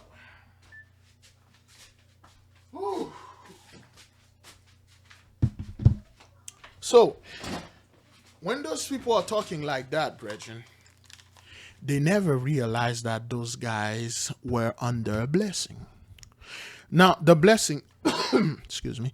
Now, the blessing, I'm about to begin the prayer right there. Oh, we already got a couple people in the midst waiting. Now, the blessing, brethren, is those people, they have all the money. The best part of the blessing is stacking against us. The best part of the blessing is being against our people. What the black man or the black woman, the child of the Most High do, it will turn back on them. And those people show us how they are godly. Any little thing, any things that happen to them, they already resolve it because they got money. Pretty much, brothers, every single thing that you have in life can be resolved by money. If you have in the Gentiles blessing, so to speak, if you are in a family, brothers, and then this family is nothing but 2/3, then they're staying in your house, you are a millionaire. You literally can move out of the house and be somewhere. They can even come to you. They can even touch you. The reason why we stay in this house with those freaking 2/3 husband, 2/3 wife, 2/3 children is because you can't move out. You're stuck. How am I going to survive? How am I going to do this? I might as well going through this. Okay, if your car break down and then you got the means to buy another brand new car, you'll never suffer going to public transportation and stuff. Your house is paid cash. You don't have to worry about that. And you got business going on all over the world. This is the blessing. Literally, brothers, you can resolve anything. You can resolve anything. Like, for instance, this is a problem our people face. We don't have enough time. We're always working. And whatever we do, we work, we get nowhere. But when you are under the blessing of Satan, the blessing that they were enjoying, you pretty much can afford anything that you want. Everything is coming easily. Okay, the number one reason for divorce in the U.S. is money. The reason why Bill Gates and his wife stayed for 27 years because they had the money. Bill Gates know the wife is doing Mendingo, and then the wife know Bill Gates also doing Mendingo with the cowboy hat, Zaza. But they had the money connect them. But the moment the money start drying, the moment like he's not making that much anymore, she leave. She like, yo, I'm not with you anymore. Get the hell out of my face. When push come to shove, the white men cry. When push come to shove, the so-called elite run. When push come to shove, the hidden weak men, they cry like babies. They run to their mama. When push come to shove to our people, we fight. When push come to shove, again, I know a lot of people will give me crap for this, we march. We get killed. We get hosed down. We get beat. They release dog unto us. We get arrested. When push come to shove, we get murdered. Yea, we still fight. Our men are the strongest men. We are the true protector of women. Those men are not. They are coward. The moment push come to shove, they cry, liberty, freedom. You tried to take my freedom. Why are you arresting me? Why you are... Our men will fight and they will get killed. Yea, our men will get 2 jobs and work and provide for their family. Yea, our men will sell drugs to provide for their family. Yea, our men will go out there and pimp to provide for themselves and their family. But you men, you heathens men out there don't. The moment push come to shove, you eat a gun. The moment push come to shove, you grab a bottle of whiskey, you get some Xanax, and you're done with it. The moment push come to shove, you bastards run. You bastards took a belt, a belt buckle, tie it around your neck, put it on the ceiling. That's set for you. When push comes to shove, you people are cowards. Now it is come to shoving, people shoving you in the corner now. It's too much. They tried to take my freedom. They tried to take my liberty. What happened to I am a survivor, I'm this? What happened to that? What happened to all those things? What happened to you being a survivor, you're a survivalist and stuff? What happened to that? All of a sudden now you people, yeah, well, you know, the government tried to do this. No, that's what that is. Okay, now you saw this woman is crying, the husband is not here and stuff like that. You're not that strong anymore. You're not that proud anymore. You know, that thing had the husband left the life insurance and that place have insurance. Oh, she would have been proudly laughing there. Say, I know, but you gotta laugh to live and stuff like that. But I was insured and stuff. Push come to shove now. Where are you men out there? Where are you men that say you have the high IQ? You're the smartest because you had the money. You show to our women around the world that you can literally do anything with your money. Now it's not working. Okay? That's what that is. So let me go live right there. Okay, we're going live. Oh boy. Going live. All praises to the Most High, Yahweh. Again, beloved, while I'm doing this, it's kind of like pre-record. And the people, they're probably going to see me. Okay, give me a 1 if you can hear me and see me well. All right, let me turn on the light. Again, I know, but I'm recording this. When I say give me a 1, the people in the chat room in the premiere, they usually put a 1 in there. I'm like, nah, this is pre-recorded, but I'm doing a video, man. So many things are happening. I know today is Saturday. We were supposed to have some phone call. We might. Okay, we might. Let me stop this again and then I will come back. I don't know how long, but to you in the premiere, it's going to be instantly, but to me, it's going to be like an hour or 2 hours or something. Right here, there we go. And again, the people that are watching in the premiere, it's instantly. Again, for the people that the shirt say we love you, DJ. Okay, one of our brothers that was recently taken.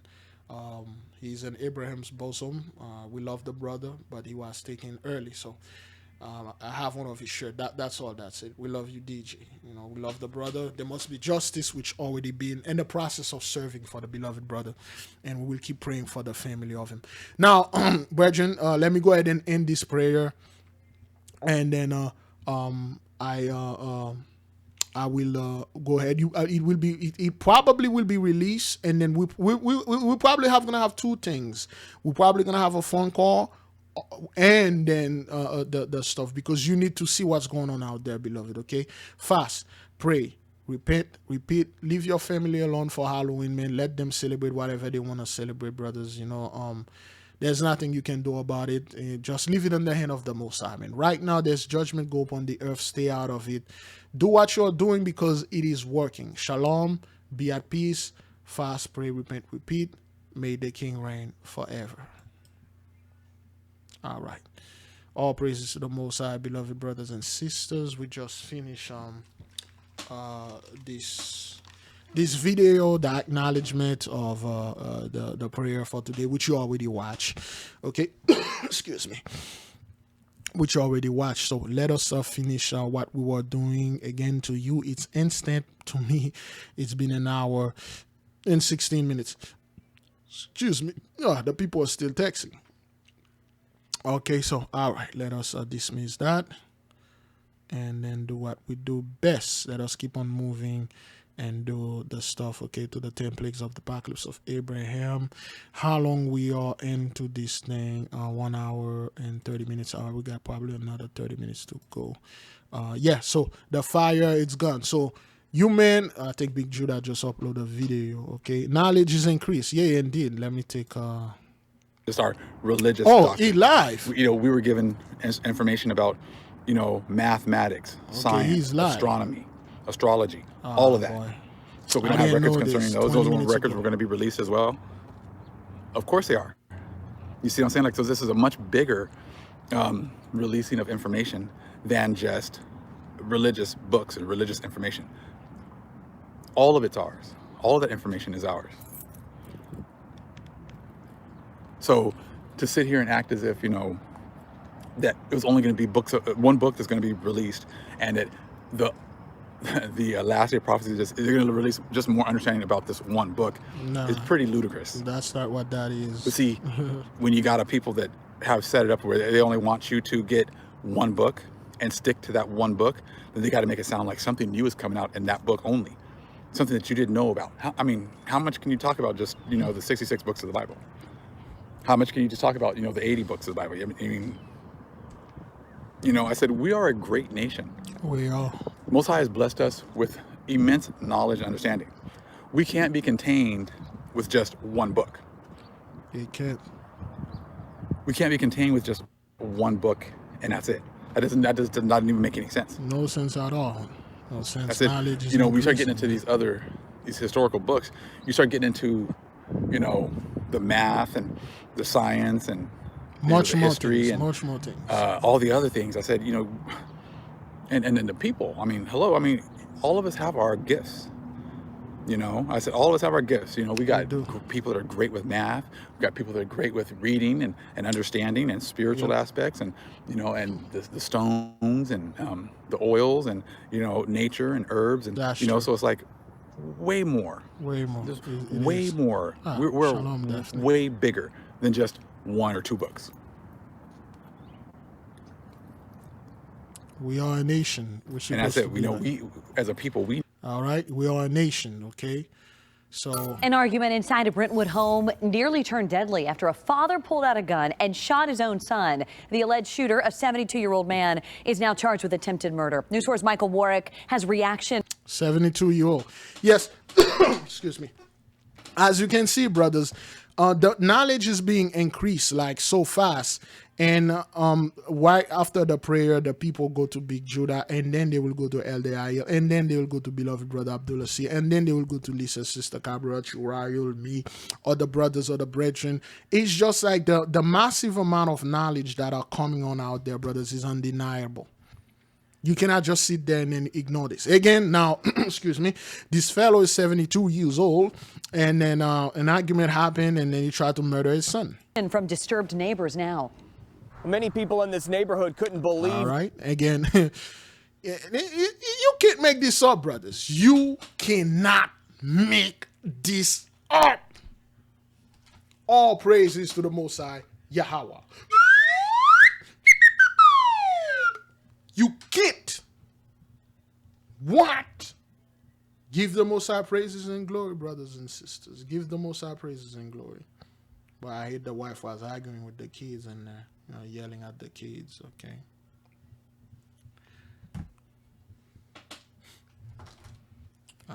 Damn it. There you go. This dude name is Michael Warwick. Again, we have a sister that always work on the name. For the name of the video, you will find the meaning of the names in our video. There's always a PDF there. Let me see if I can get the PDF. All right, for the Big Judah is live. Let me see. Okay, it's nice to do fellowship, brothers. Okay, now this video, okay, this video that we released a day ago. A lot of you scumbag. Let me. So, okay, well, see, there's a PDF say names and meaning. Okay, and you can download this PDF. It gives you all the meanings and the name of the people. Let's see if we can get a couple of names in there. All right, let's see. Name and okay, Pina Tamino Shite. That's the woman, means pearl. Tamino means God, and Shite means appointed. God appointed. That's the lady that you saw in the beginning of the video. Is that what that is? Is that what her name is? Yeah, this woman. That's what her name means. And Michael, friend. The Archangel Michael is in the midst. Friend means friend. Okay. The Michael means friend. Gentile Asian may Avihu Awakip. Avihu means he is my father. And Awakip means royal family. Royal family of God. Those are all the names the Most High put in there. And you need to read them. It's pretty fun though. Okay. Gentiles Asian woman Devorah Ahokip. Devorah, which is Deborah in Hebrew, mean bee. And Haokip means royal family of God. Honey, the bee, royal family of God. Okay. Excuse me. The Dead Sea is slowly perishing. Okay, the resident Merav Ayalon, Merav meaning abundant in Hebrew, and Ayalon mean deer. A lot of people been having deer in their dreams. Deer, okay, abundant deer. Resident Alison Ron. Alison means noble, and one means ruler with counsel. A noble ruler with counsel. The Most High is all in the mist. All of it. Okay, our beloved sister Kayla, okay, she walked in there, okay. Simons come from Simeon, the Israelite tribe of Simon, which means hearkening, listening, and boys mean wood. Okay, if you need the names, the sister always translated the name and search it, and then you see the meaning. That's how we know the Most High is speaking to us, okay? Maybe I don't do all of that, but it is for you, okay? There will be a link in the description. You can download the PDF and read it yourself and go through it. Maybe the Most High has something there for you. For instance, this dude's name is Michael Warwick. Michael Warwick. I'm not quite sure what Warwick means, but let's look at it. It's like Guerrero or warrior and stuff. What does the name Warwick means? Leader who defends. There you go. According to the bump, there you Warrick. Origin, German, popularity, 9,384. Meaning, leader who defends. You cannot, brothers. You can't. None of these things that we are saying, you cannot plan this. You cannot make this up. The dude name is Michael, the defender. Michael, the protector. Michael, Daniel 12:1. This name, Warwick, literally mean Michael, leader who defends. Michael is defending the nation. All praises to the Most High, man. You can't make this up. You can't. Brothers and sisters, give the Most High praises and glory, man. If I had a beat here, I would have. I don't give praise to the Most High, man. But, you know, this computer is loaded with crap. It's old. Again, we have the money to buy another computer. It's just like this thing is loaded with crap. You know, I don't want to give it up until it's completely gone. Michael, the leaders, the defending leaders. Is that what that is? Leader who defends. Michael, the leader who defends. Who? Israel. Yasharala. All praises, man. Woo. You can't make this up. Michael Warwick has reaction from disturbed neighbors now. Many people in this neighborhood couldn't believe what happened here last night when I told them for the first time. A father, police tell us, got so angry in an argument with his son, he shot him. 72-year-old Roy Laird is now facing an attempted 72-year-old, 7 + 2, do your thing. Murder charge. His son, Chris, investigators say, is in critical condition. The shooting rattling the quiet community of Brentwood Point. I'm just really sad that, I guess, we didn't know that there were any issues that were escalating. It's disappointing, disheartening, but Yes. Beloved, listen. I don't know about you, and But brothers, I just love it. I just love when the Most High is communicating with us. He gave us this ability to see everything that he's doing in the midst of the nation. He always leaves something in there for our people to know that he is there. I mean, to anybody that watch this, to you, that's nothing. You know, this dude is 72 years old. 7 + 2, 9, destruction. And this guy got a floating above him is 804. 8 + 0 + 4 = 12. 12 tribe. The 12 tribe is bringing destruction upon those people, man. Okay. Wait, hang on. No, it's not. No, that's elderly man arrested for shooting his son. Oh, that's him. I thought to say elderly man arrested for looting, you know, his son doing an argument, but that's the guy. Okay. That's the dude. Okay, you know what? After this, let us watch that, man. Okay, the 12 tribes. All right, let's see what's going on here, man. It's beautiful. I just love when the Most High do things like that, man. In today's society, all kinds of crazy stuff going on. Right now, Roy Laird is in jail with a $1 million bond for the attempted murder charge. I'm told his son Chris remains in critical condition. This guy shot his son Chris. Christian Christ. Oh, man, I just love this. And all praises to the Most High, man. Let us keep on moving. That guy said crazy things going on out there. They are seeing it, brethren. They are well aware of that, all right? The West Nashville neighborhood are frustrated tonight after they say a suspicious man roamed through their neighborhood this week, scaring kids there. Yeah, that would be frustrating. Homeowners on Breslin Drive say it's just the latest incident in a string of problems. News 4's Courtney Allen has more on this pretty creepy case. Courtney. Marius, Tracy, we've seen stills from surveillance video that shows a man in the neighborhood. However, the homeowner did not give us permission to use that on air. We spoke with several neighbors who say they're terrified by what happened and say it's not an isolated incident. It was a scary afternoon for 14-year-old Isam Kalfi. I was doing my homework on the computer, then I just so happened to look outside of the window, and that's when I saw him running through. A suspicious man darted through his backyard in the middle of the day. I was scared. I called my mom. I wanted to tell her. If you can guarantee that you don't get caught, run across the street to the neighbor's house.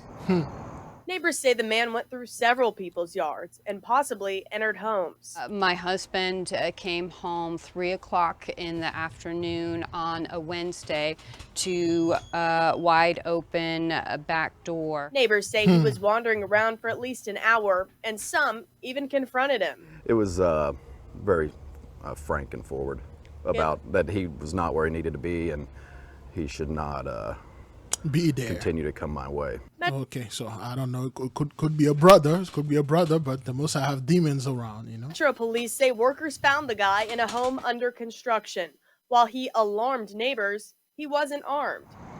He didn't steal anything, and nothing was damaged. But neighbors say it's part of a larger problem. Well, it's not the first or third time this has happened. They believe homeless people from Brookmead Park, a little more than a mile away, come into their neighborhood along this creek and cause issues. They say it's gotten worse in the past few years. Amanda Gansberger says her home was broken into just a couple months ago. We're at risk. Our children are at risk. The city says they are addressing concerns at Brookmead, adding that 20 people who had been sheltering there are scheduled to move into the city's mobile housing navigation center. Neighbors say something needs to be done. You're scared. You tell them, stay inside. So that's the Most High tormenting those people. This guy didn't do anything. He just probably some dude. He walking around just chill. The guy just probably the dude just walking around minding his own damn business. He's just looking at the neighborhood and stuff. And those people are making stories, man. Crazy things going on out there, man. Crazy. Tonight, the drivers who take your kids to and from school in Nashville are begging for help. They're short dozens of drivers and they're fed up. News 4's Justina Latimer breaks down. Wait, this dude, is that a sneaker? This is very professional right there. But anyway. Their new call for change. Yeah, well, these bus drivers gathered early this morning just outside of Metro Nashville's Board of Education building. They say they are sick and tired and something needs to change. This driver was in tears, telling me that they don't know how much longer they can take this. At Friday's rally, bus driver representative Pam Battle said they've lost 25 bus drivers since the school year began. 25 bus drivers. All praises to the Most High. They need to call the National Guard, man. That's what you guys need to do. Adding even more vacant spots to a department that was already short. You think about all the drivers that we're missing, at least over 200 drivers. That's a pay. Why not give these drivers a bonus? Yeah, give that thing. That sister. They need to start shaking those people, man. There need to be a holy shakedown over there, man. Yeah, they need to start shaking those people, man. Hey, give up that money, man. About making our people working like 2 jobs. There's 200 of them missing here, you know. And bring that deuce over here and cover this thing, man. What's going on with you, Negro? Drivers who take on extra routes say they feel stressed, underpaid. They are. And students see the impact firsthand. We got buses that don't get to school till an hour late. High school starts at 7 and you got another load. Again, another Warfield. Eric Warfield, okay? And then the name will be defined. You will find it there. But again, let's move it. Warwick Warfield, all right? All right, let's go. Coming in at 8 o'clock. In a statement, the school district acknowledged the shortage and noted district leadership is continuing to explore strategies for retaining and recruiting drivers. The statement also said MNPS is seeking to develop a support employee pay plan over the course of this fiscal year. If you care that much about your teachers to push the issue to keep them in the classroom so you don't lose them, well, you need to put that same effort in trying to figure out how you get some new bus drivers and how you keep the ones you have. And they say that after today, they hope the district will sit down and listen to their concerns and hopefully make a timely change. Reporting in Nashville, I'm Justina Latimer. Tonight, the drivers who take your kids to and from. Okay, I just watched this. Anyway, so, there must be a holy shakedown, man. You know, the people are stressed, man. No more drivers, and then they are working double shift and stuff. The kids are getting to school at 8. What's going on here, man? Pay our people, man. You know, you're supposed to pay them double. If they were working $20 an hour, if they are doing 2 routes, they're supposed to get $40 an hour because they do somebody else's job, man. Scum. Investigators are looking into fire in a South Nashville home where a man was found dead. News 4's Justina Latimer has more from the neighbors. Justina. Well, that's right, Marius. So the one neighbor that I spoke with on camera couldn't believe this fire happened. And unfortunately, he says this isn't the first fatal fire that has taken place on his street. Metro Police identified the man who died in the fire as 81-year-old Terry Blackwell. Neighbors say it happened after 6 p.m. Wednesday on Southwood Drive. It's distressing that anybody loses their life in a situation like that. Yeah, it's a horrible thing. This dude is 81 years old. Do your thing. Fire department, the fire was contained to the kitchen area of the home. Ray, who lives a few houses down, didn't witness the chaos, but was still in shock. I really didn't know the man. He seemed to be a loner. All right. So far as I could tell. He says the last fatal fire that happened on his block was back in 2018 at this home. At the time, it was a halfway house, and 3 women lost their lives. What? Smoke. 30 women? Hang on. Smoke. You could. It was a halfway house, and 3 women lost their lives. Smoke. What do you mean 30 women? Is that what that is? Wait, what? Or 3 women or 30? I'm hearing this wrong here. Hang on. At the time, it was a halfway house, and 3 women lost their lives. Is that in Nashville? Let me see. I was in 2018. That's horrible. Fire in Nashville, Tennessee, halfway house, 30 women dies. 3 women. That's what that is. 3 women. It's not 30.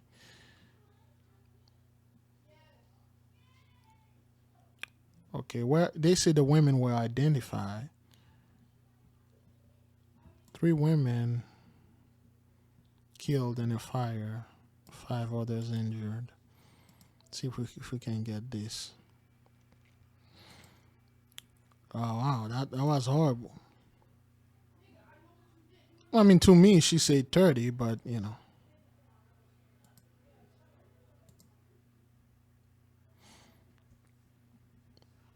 I believe that's what it is, right? Tonight, we know the identities of 3 women killed in a fire at a sober living home, and police are looking into any possible criminal negligence in the case. News Channel 5's Alexandra Cohen is at the home on Southwood Drive. Alexandra, it's certainly a tough time for those involved with the program. A lady who was in the program. Okay, there you go. Alexandra, Alexandra Michael. You can't make this up. All praises, man. Wow. Program and graduated last year told me it was her saving grace. And now 3 of her friends who were trying to save their lives actually lost them. A child wrapped in a blanket and a woman on a gurney. These were the moments. It is quite a shock. After they were rescued from a deadly house fire. They were giving. Wow, this old dude, this dude, man, I'm suspecting, is it this senior citizen is keeping up and putting that fire over there? Why is this dude always in the news, man? February 14, 2018, and then that's the same guy right there. You know, this dude is always where the fire at. Why is this guy, what's going on here? Who is this guy? I'm very suspicious, man. Okay, let's listen to him. Them out. And so we were left with the impression that it was smoke inhalation and they would survive. Kathleen Baird, Tammy Nelson, and Elizabeth Lopez died at the hospital after transport. According to police, they were staying in the rear upper room of the home. Anytime a person loses their life in a situation like that, it's disturbing. A child and 3 adults were rushed to the hospital but will be okay. A firefighter suffered from a steam burn to his arm while helping to rescue 15 people who were inside. We saw them taking 2, maybe 3 out of the building while it was still on fire. According to the Footprints to Recovery website, this was a sober living home for women. Neighbors I talked to supported the women and children who stayed here. I have not seen anything there that would cause concern. Officials said there were no smoke detectors or sprinklers inside. They're investigating the fatal fire as possible negligence. So I'm not sure how they could get away with not having them. This afternoon, the Metro Codes Department deemed the house unsafe to live in. Eventually, fire investigators and Metro's crime scene unit left the scene. As of now, the cause of the fire is undetermined. We are hearing. This is weird, man. This is like weird. You know, this is weird. Like, the fire happened and then this dude is there. What's up with you? Who's this guy, man? Neighbors say it happened after 6 p.m. Wednesday on Southwood Drive.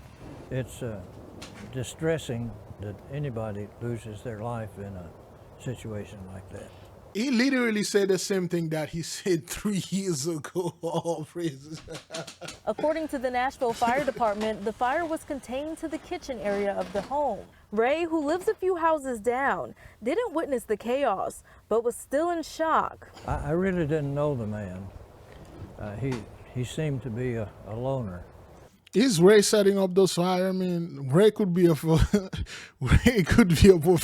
arsonist.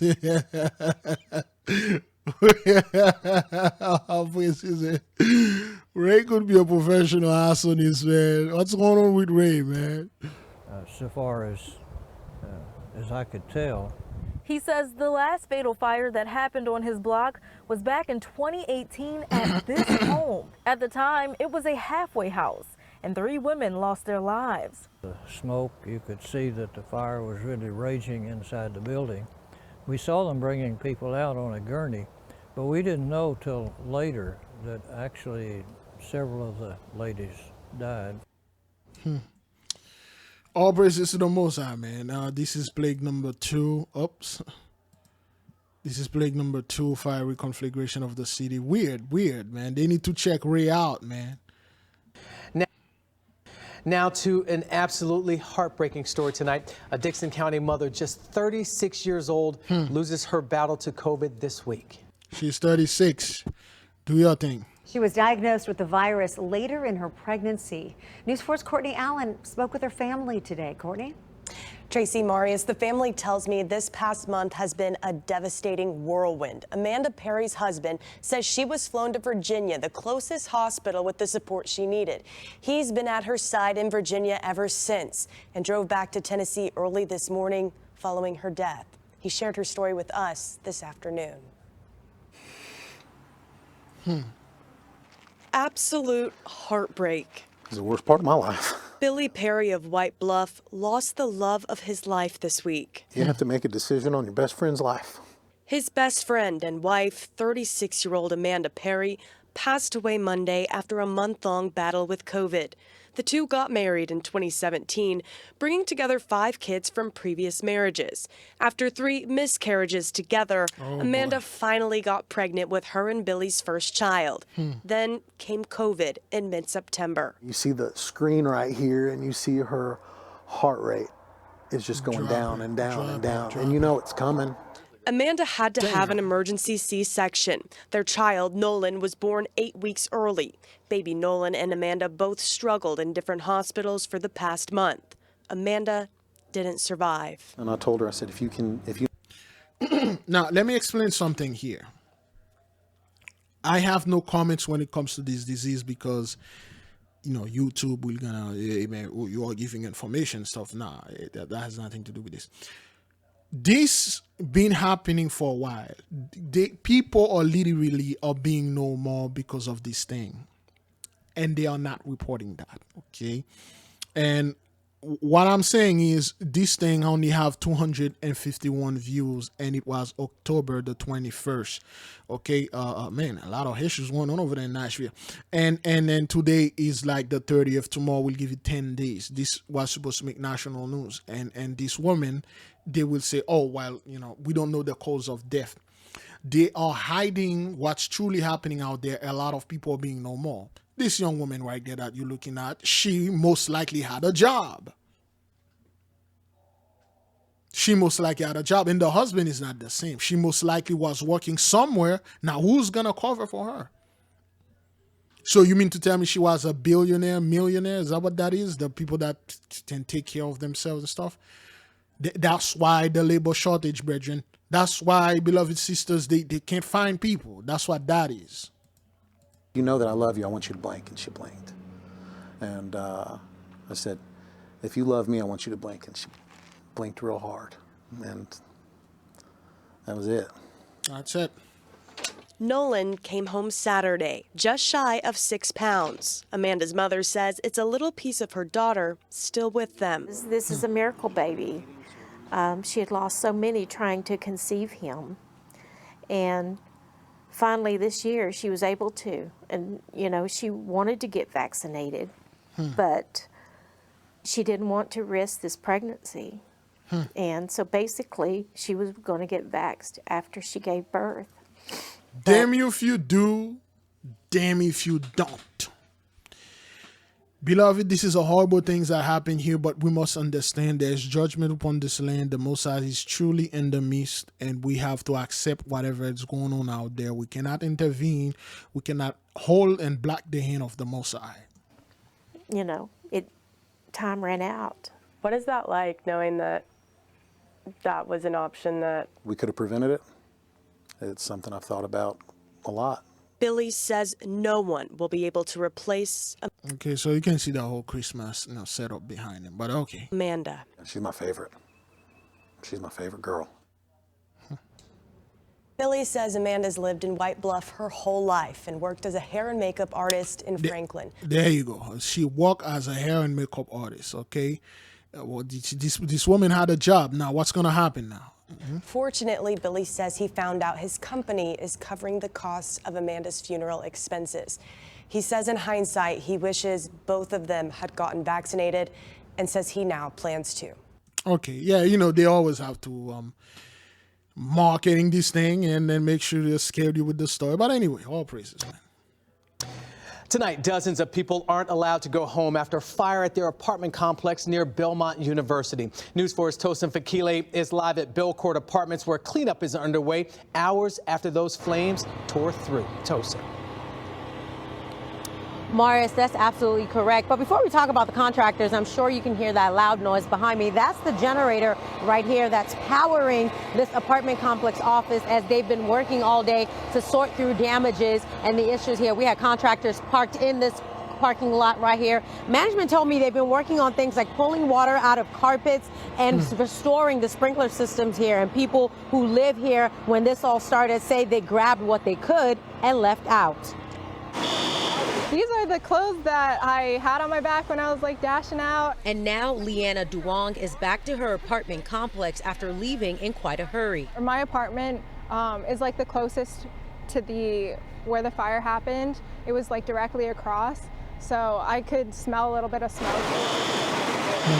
She replayed the moments before she grabbed her cell phone and ran out in her PJs. I was on the phone with my parents when I heard the fire alarm, and I thought it was a false alarm, but when I walked outside, I saw like the entire hallway was smoky, and looking into like the glass door into the communal kitchen, there was like completely, like I had no visibility just because it was so smoky in there. That happened around 9:30 last night at the Belcourt Apartments. Fire officials are working to figure out what caused the fire.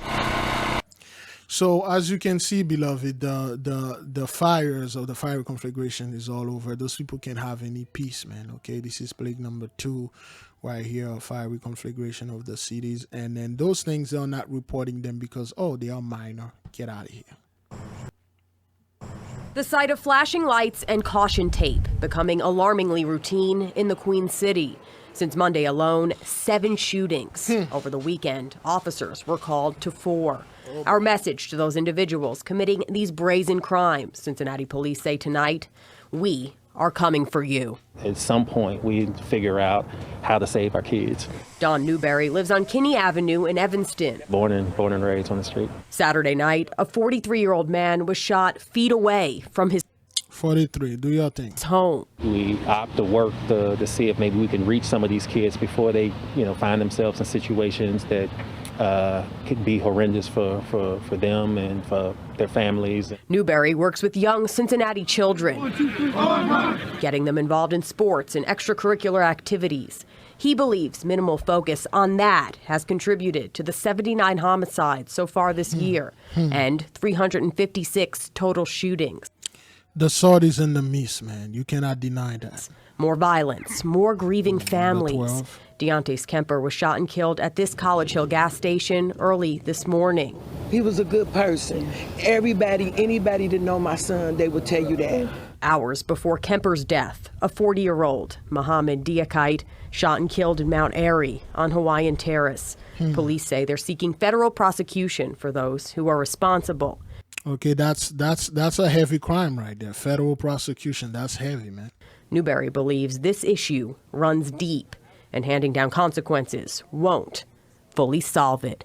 These kids are dealing with some serious circumstances, and demons. You couple that with kids making bad decisions and also having access to guns. That's a recipe for disaster. All praises, man. Horrible things. But it's plague number 9, execution by the sword. Okay, plague number 9, execution by the sword. Crazy. Two teenagers, including a 14-year-old girl, died in a crash on a road neighbors have called dangerous. 2 more were injured. WLWT News 5's Todd Dykes has the latest along Tanner Road in Hebron. Well, take a look behind me and you'll see what's left of the crash that killed 2 teenagers. 2 badly damaged cars, including an SUV, also a Corvette.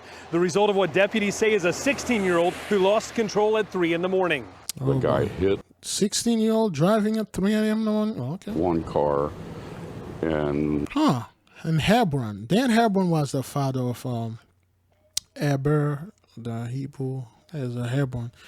Hebron, the city, something Hebrew in there. Knocked it over, landed on top of another car and rolled down further. The overnight crash Hebron resident Stan Atwood is describing unfolded in front of his neighbor Jody Ford's house. when I went down to talk to the people down there that there's actually 3 cars down there that are wrecked. And that's when I found out there was fatalities. Boone County Sheriff's Lieutenant Philip Ridgell says 2 teenagers died. A PT Cruiser driven by a 16-year-old went left of center after coming down a curvy stretch of Tanner Road. 18-year-old Reagan Booth, a Ryle High School graduate, and 14-year-old Nikki Overbeck, a Kenton County student who lived in Independence, died at the scene. Unfortunately, we do work fatalities throughout every single year, but this one's rare in the sense that you have 2 young people who were killed. Our thoughts and prayers are certainly with the family and all of the loved ones. Ford, whose 2 parked cars were damaged, told me what he's dealing with pales in comparison to what grieving families are going through tonight. I know a couple people had stopped by here and like, oh man, your car, you know, that type of thing, but that doesn't mean anything. What I see here with the loss of life was pretty devastating. The 16-year-old driver and another passenger, 18-year-old Connor High School senior Trey Underwood, were also hurt. They are expected to recover. 16, 18, 19? Is it 18 or 19? I'm not quite sure. It was pretty devastating. The 16-year-old driver and another passenger, 18-year-old Connor High School. Okay. 16 perfect, 18 destruction. The Most High is in the midst, man. Ley line. Deontay's Kemper had just picked up his mother from work. Here's another picture of him described by family as a good father, good grandfather, and good son. He and his mom decided to stop here at Sunoco on West Galbraith and College Hill on their way home to get some cigarettes and juice. He was in the lot as 1 a.m. drew near. He was pulling out the place. They just opened up fire. These are the markings of shell casings all around her and his 4-year-old grandson, who was also there. They were unhurt. Kemper, age 42, died at the hospital. Shantez is his firstborn. I just want to know why.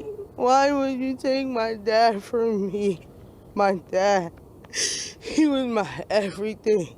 Kemper is this city's 79th homicide victim in 2021. His loved ones say he was a generous, caring man who doted on his grandkids and enjoyed throwing a line in the water whenever he could.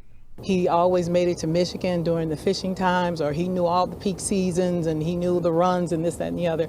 He was an avid fisherman. Despite today's toll on Kemper's family, they vow to see. So again, I don't know why. Maybe I couldn't see this when she was in the other video, and we gotta tell the people that this dude, I have no doubt he was a good man. This dude, he loved fishing, you know, which is an interest. I'm for some reason the Most High want me to become a fisher right now. Spiritually, I'm a fisher, but you know, I really want to go out there and fish.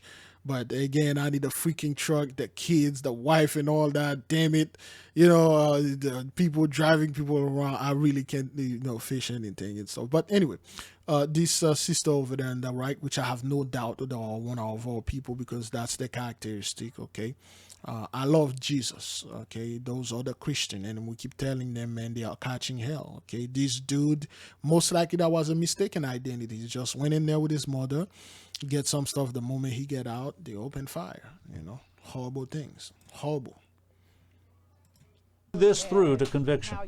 He had no enemies, so whoever done this, it was senseless. In the aftermath of personal loss by unexplained violence, a daughter is comforted, and a grieving mother recalls what it was like raising him as a kid.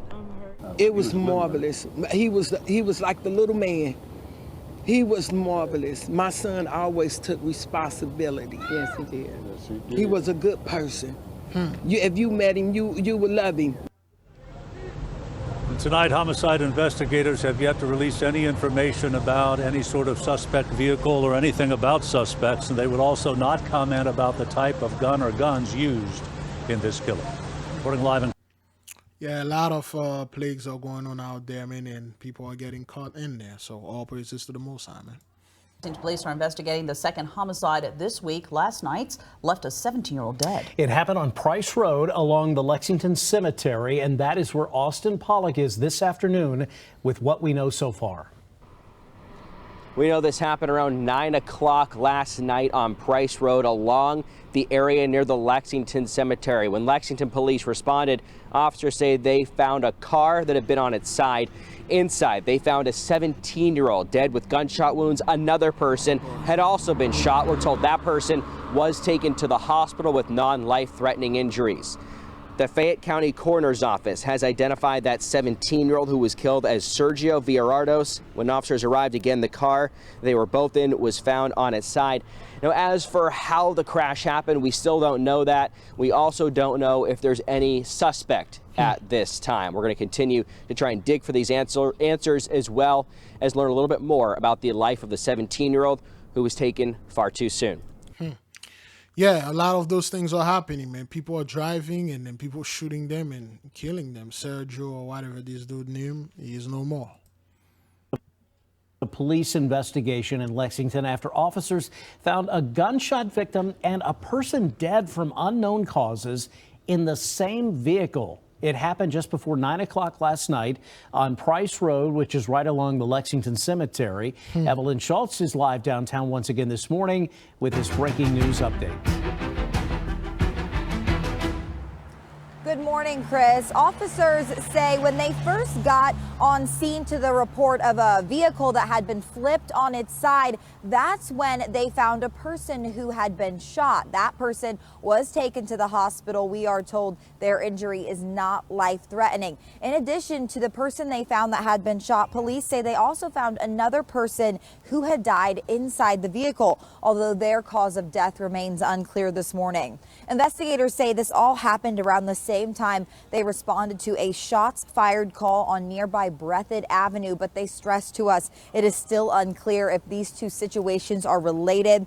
Part of Price Road was shut down overnight as crews worked the scene, but as of this morning, it is back open. Lexington police say if you have any information that could help them with.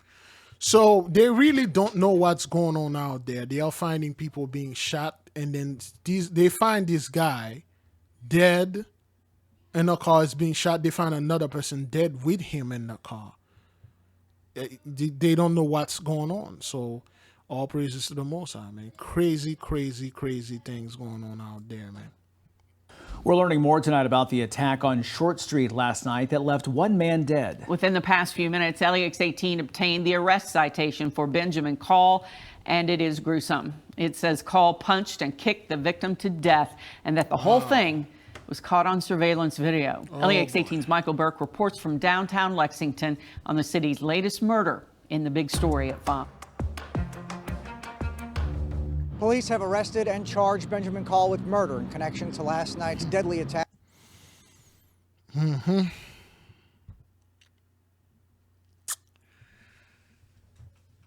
Yep.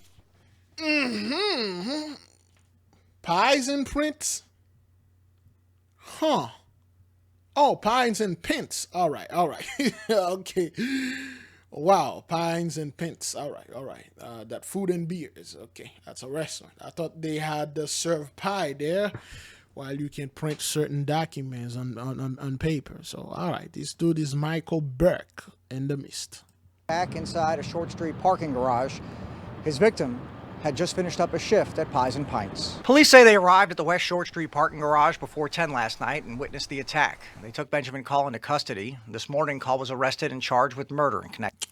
You know, Benjamin, the 11th son of Jacob. I believe Joseph was the last. No. The last son. Joseph was the 11th. Benjamin was the last. Okay, Benjamin, for some reason he kicked some dude to death. Damn. Connection to the beating death of 31-year-old Tyler Ty Abner. He beat that guy to death, man. Tyler?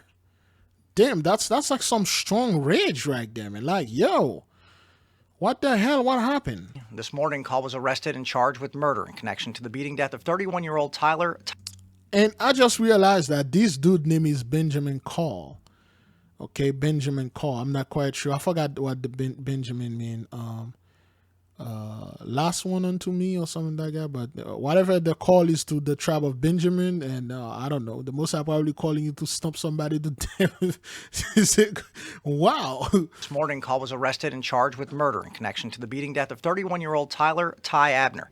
LEX18 has learned that Abner worked at Pies and Pints, at least part-time. Again, this dude name is Abner, one of our favorite here. Okay, Abner was a soldier, man. Benjamin killed Abner. Abner was the son of Ner. Abner was like the right hand of well, not David, Saul. Abner was like Saul's right hand. Abner was the one who defied Goliath. Abner was going to kick Goliath's ass. Everybody didn't want to. Abner was going to go against him, but David came in and did this, man. Wow. Benjamin killed Abner.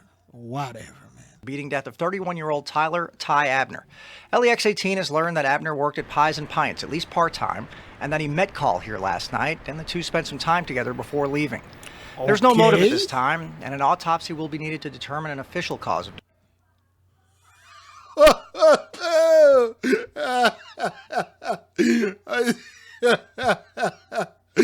Okay, Benjamin. All right, I'm getting a strong vibe. Let me watch the whole thing before I blow the holy slide whistle here. This morning, Call was arrested and charged with murder in connection to the beating death of 31-year-old Tyler Ty Abner. LEX18 has learned that Abner worked at Pies and Pints, at least part-time, and that he met Call here last night, and the two spent some time together before leaving. There's no motive at this time, and an autopsy will be needed to determine an official cause of death. LEX18 spoke with one of Abner's relatives, who wrote, quote, "Tyler was the kindest person you could ever meet. My heart breaks for his husband and daughter. My whole..." Okay. All right.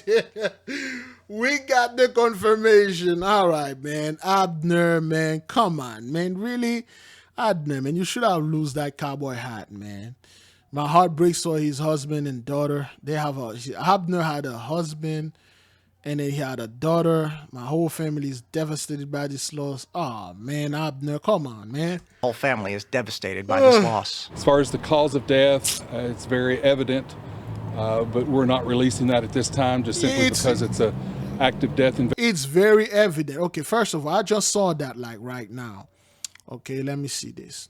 I just saw the flag right there. I didn't see it, okay? The cowboy flag right there. So it's a cowboy bar. You know, Abner met Benjamin. They spent some time together. You know, they bring their saddle in and they saddle that horse and take a rough ride in that dirt road. Abner got to Benjamin. You know, Benjamin was riding, most likely Abner, wait, which one? Okay. Abner is the wife because, you know, they feel bad for the husband. So Abner was riding Benjamin mechanical bull. And then Abner come to his senses and say, man, I can't cheat on my husband. What's going on, Yaya? Daddy, where you going to take us? Today? Well, where you kids want to go? You want to go to the bowling place and play some bowling? Ask Mommy if she want to go to that bowling place. Okay. All right, sweetie. Crap. Anyway, where I was with my jokes. Yeah. So Abner realized that, yo, I'm cheating on my husband. Benjamin said, oh, hell no, Negro. You ain't going to put my business out there. And then Benjamin grabbed, you know, the other pies and paint. Benjamin grabbed a trash can lid and then... and Abner is no more. He kicking to death, brothers. I ain't gonna let you go out there and tell my secret. He kicked the dude to death. I was wondering when they say that guy was spending some time together with another dude, but wow. Come on, Abner. I mean, Abner was a warrior. I mean, he was the right hand of Saul. At least part-time, and that he met Call here last night, and the two spent some time together before leaving. There's no motive at this time, and an autopsy will be needed to determine an official cause of death. He kicked the guy and to kick him in the head to death. Like, why? Whatever, man. Teen spoke with... Yes, babe. Are you still praying? No, I'm just making a video. What's going on? What you told Nasha? Well, she like, you know, where with what about that bowling place that the kids love to go down there in that place? Bowling? Yeah, the bowling place over there at that southwest lane. Is that what that is? Last time we went over there, those kids, they like that crap. So, yeah, we want to take them over there, or? Is that what that is, baby? What is it? I don't know. It's depending on you, baby. Where she said she want to go there. I don't know. Where you want them to go? To that mall? You despise the food at the mall. Ugh, yeah, disgusting. Well, which one? You go to a different mall. It's pretty much all the malls are the same crap food. They are, baby. What about Pompano Mall? Their food is better. No, if they are garbage. Well, if you want to go to Pompano Mall, we'll go there. But you know, the food are garbage. So anyway. So what you want to take them then? I don't know. Yaya been hassling me about going to that place, and I don't know what to tell her. I told her there's too much money. I told her you said no about urging it out. I know. That place is too expensive. Yeah, man. that's what I'm talking about. Nah, we can't go there. We gotta find a cheap place. Okay, well then I'm gonna ask them which one, bowling, Chuck E. Cheese, mall, whatever. All right. And then I'll let you know. Baby. Yeah, that freaking place is like $35 per children, and we got a bunch of kids here. I ain't gonna spend that much money in there. So anyway, Abner in there, man. Come on, man, Abner. What the hell is going on? But he kicked the guy to death. But anyway, so they try to figure out, wait, what happened? How did he die? You know, they might say, well, you know, the family member, we're sorry that we told you that Abner died because, you know, he got kicked in the head to death. But the official cause by we find a living snake up his and then we pulled it out, he died. I don't know why they had got a snake involved in this, but that was how Abner get off that thing. One of Abner's Zaza. relatives who wrote, quote, "Tyler was the kindest person you could ever meet. My heart breaks for his husband and daughter. My whole family is devastated by this loss." As far as the cause of death, it's very evident, but we're not releasing that at this time just simply because it's an active death investigation and our police are looking at a lot of different factors involved with the specific cause of death. Last night's homicide was the 31st recorded in Lexington this year, leaving us just 3 shy of the record of 34 set a year ago. And of course, we still have more than 2 months to go in 2020. Now, what they are seeing here, brothers, every single place, I'm not quite sure where that place is at. I'm not quite sure where that place is at. But in every city, beloved. Dad, I want to go bowling. You want to go to that bowling place? Mm-hmm. All right, we'll take you to that bowling. Okay, sweetie? Okay. I love you. Yeah, boy, I'll go to that bowling place with those kids, man. Boy, what is this over there? What's going on here? I always forget. That kid always interrupt me at that time I was gonna say something. Anyway, boy, every cities, brothers, they are seeing there's an uptick in homicide. For every little thing, beloved, somebody drop a body, man. The most ridiculous thing, this guy, you know, probably Benjamin, like, yo, man, I don't want my life to, I don't want you to go out there and tell the truth of what we did. You know, I don't want you to tell the people like I stirred my banana and your peanut butter and all that stuff. You know, took him out. So they are seeing that there's an increase of of homicide in the city. I have no idea where this place is, but anyway. Last night's homicide was the 31st recorded in Lexington this year, leaving us just 3 shy of the record of 34 set a year ago. And of course, we still have more than 2 months to go in 2021. In Lexington, Michael Burke, LEX 18. Michael Burke. Thank you, Michael, man. Michael was in the midst of Abner and Benjamin.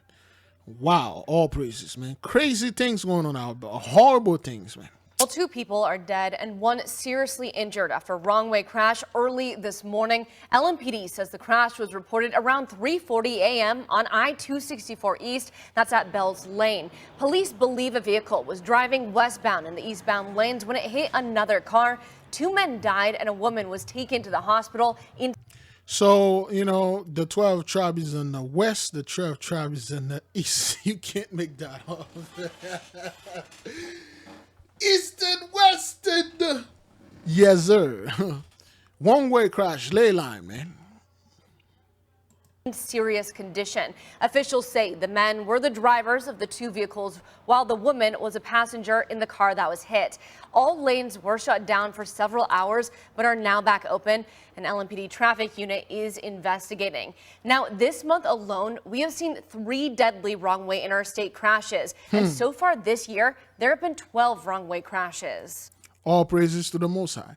Now, why is that, brothers? Now, why they are saying this? I have no idea why those things are happening. Those are weird news. Whoever's sending this, I believe Customer Paid is doing a great job sending me all those stuff. I have no idea. Those are like, I have 369 view people that they are not talking about this. That's good stuff right there. So 3 dead, 1 way in the state crashes. This year so far they see like 12 one way. At least like 1 every month. Okay, they still have 2 more months going on. Those are the ley line, man. A lot of people are dying, man.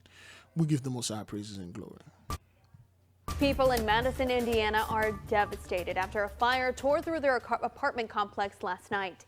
Family on the scene telling us a mother and son died and dozens others are displaced at the Wind Ridge Apartments in Madison. That's near the Walmart off Ivy Tech Drive. Again, another Madison, okay. Mother, sons dies. Families displaced after fire in Madison. Madison, Eden, Atlantis, Avalon, Heaven, Paradise.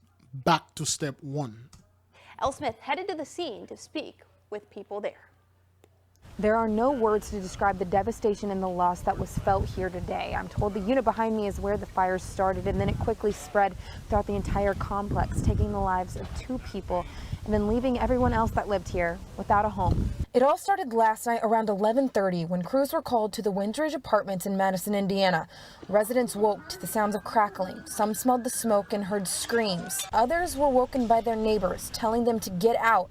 And today, this is what is left. 8 units damaged. According to the Madison Fire Department, 2 people lost their lives last night. Neighbors say the fire started in Unit 8 and quickly spread throughout the entire complex. Today, residents surveyed their apartments for the first time, salvaging anything that could be saved. Charlotte Dunn lived in Unit 3. Today, she allowed WHAS 11 to follow as she viewed her apartment for the first time since the fire. Like, all this is fine. Everything's fine here. It's just up there.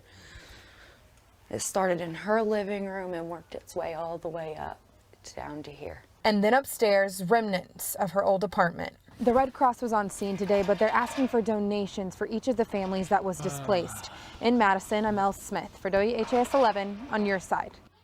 Man, the Red Cross always has. Oh, dreadful freak Boris Johnson right there, G20. Italy hosts major G20 summit in Rome. Aye, Boris. What they are doing over there? Let me see. What's going on there? Scumbags, the Summit 83, man. Those people are defeated, man. Look at them, man. That's Summit 83. They are not here to meet and stuff like that. They are. Look at those guys looking silly with their mask, man. Those people are silly. Got them. They defeated. Those guys are gone. Okay, Summit 83. They're meeting, and they're fewer and fewer and fewer. There's supposed to be 20 of them. Fewer and fewer and fewer. Thank you.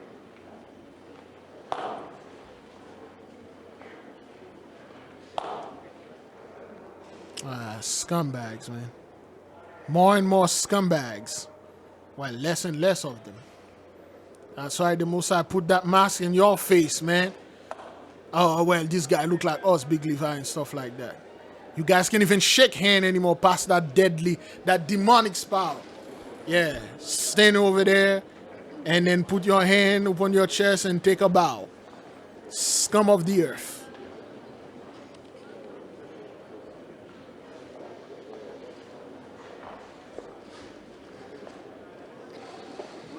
Summit 83, man. I believe this guy is Ethiopian or something. Can't shake hand anymore. Why this guy keep doing that silly stuff with his leg, man? Look at you people, man. Look at you scumbags. We are calling you out. Okay, those people look like us. They are not our people. Man, this floor looks slippery. Nobody gonna slip and fall here? Spiritually, yes.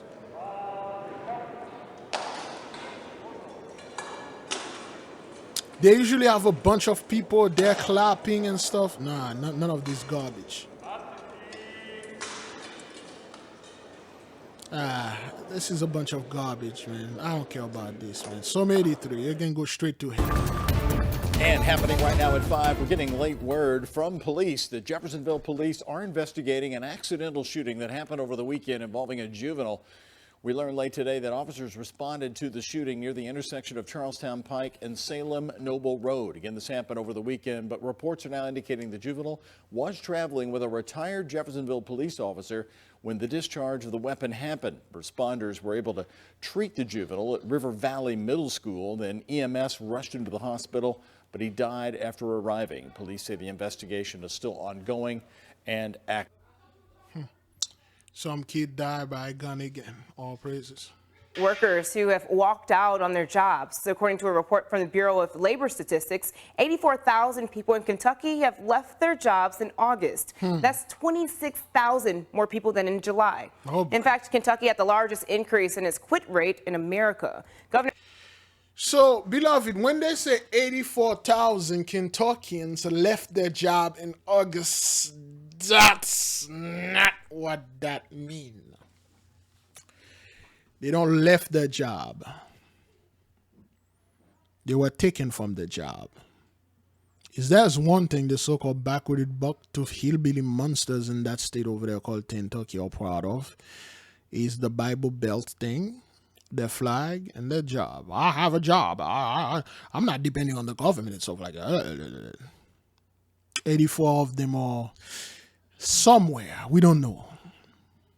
Kentucky had the largest increase in quit-off rate in the U.S. It's no coincidence. It's like 84,000, and then 8 plus 4 equals certain number, and then 2 plus 6. We know we're on the new beginning. Governor Andy Beshear talked about that number during his briefing on Monday. It may be that people are looking for a different environment. It may be other jobs have opened up. It's going to require that the That's not what that is. 84,000 brothers. Don't let people do what? 84,000 people, man. Something must have happened, man. Private sector get a little creative, and also in many instances try to improve conditions, maybe even pay. On the other hand, Governor Beshear did say in August, Kentucky had the 5th largest hiring rate in the country, meaning people are finding jobs. Oh, yeah. Workers who have walked. Yes. That's what you guys. Wow. Oh, I got to finish this, man. This is too long.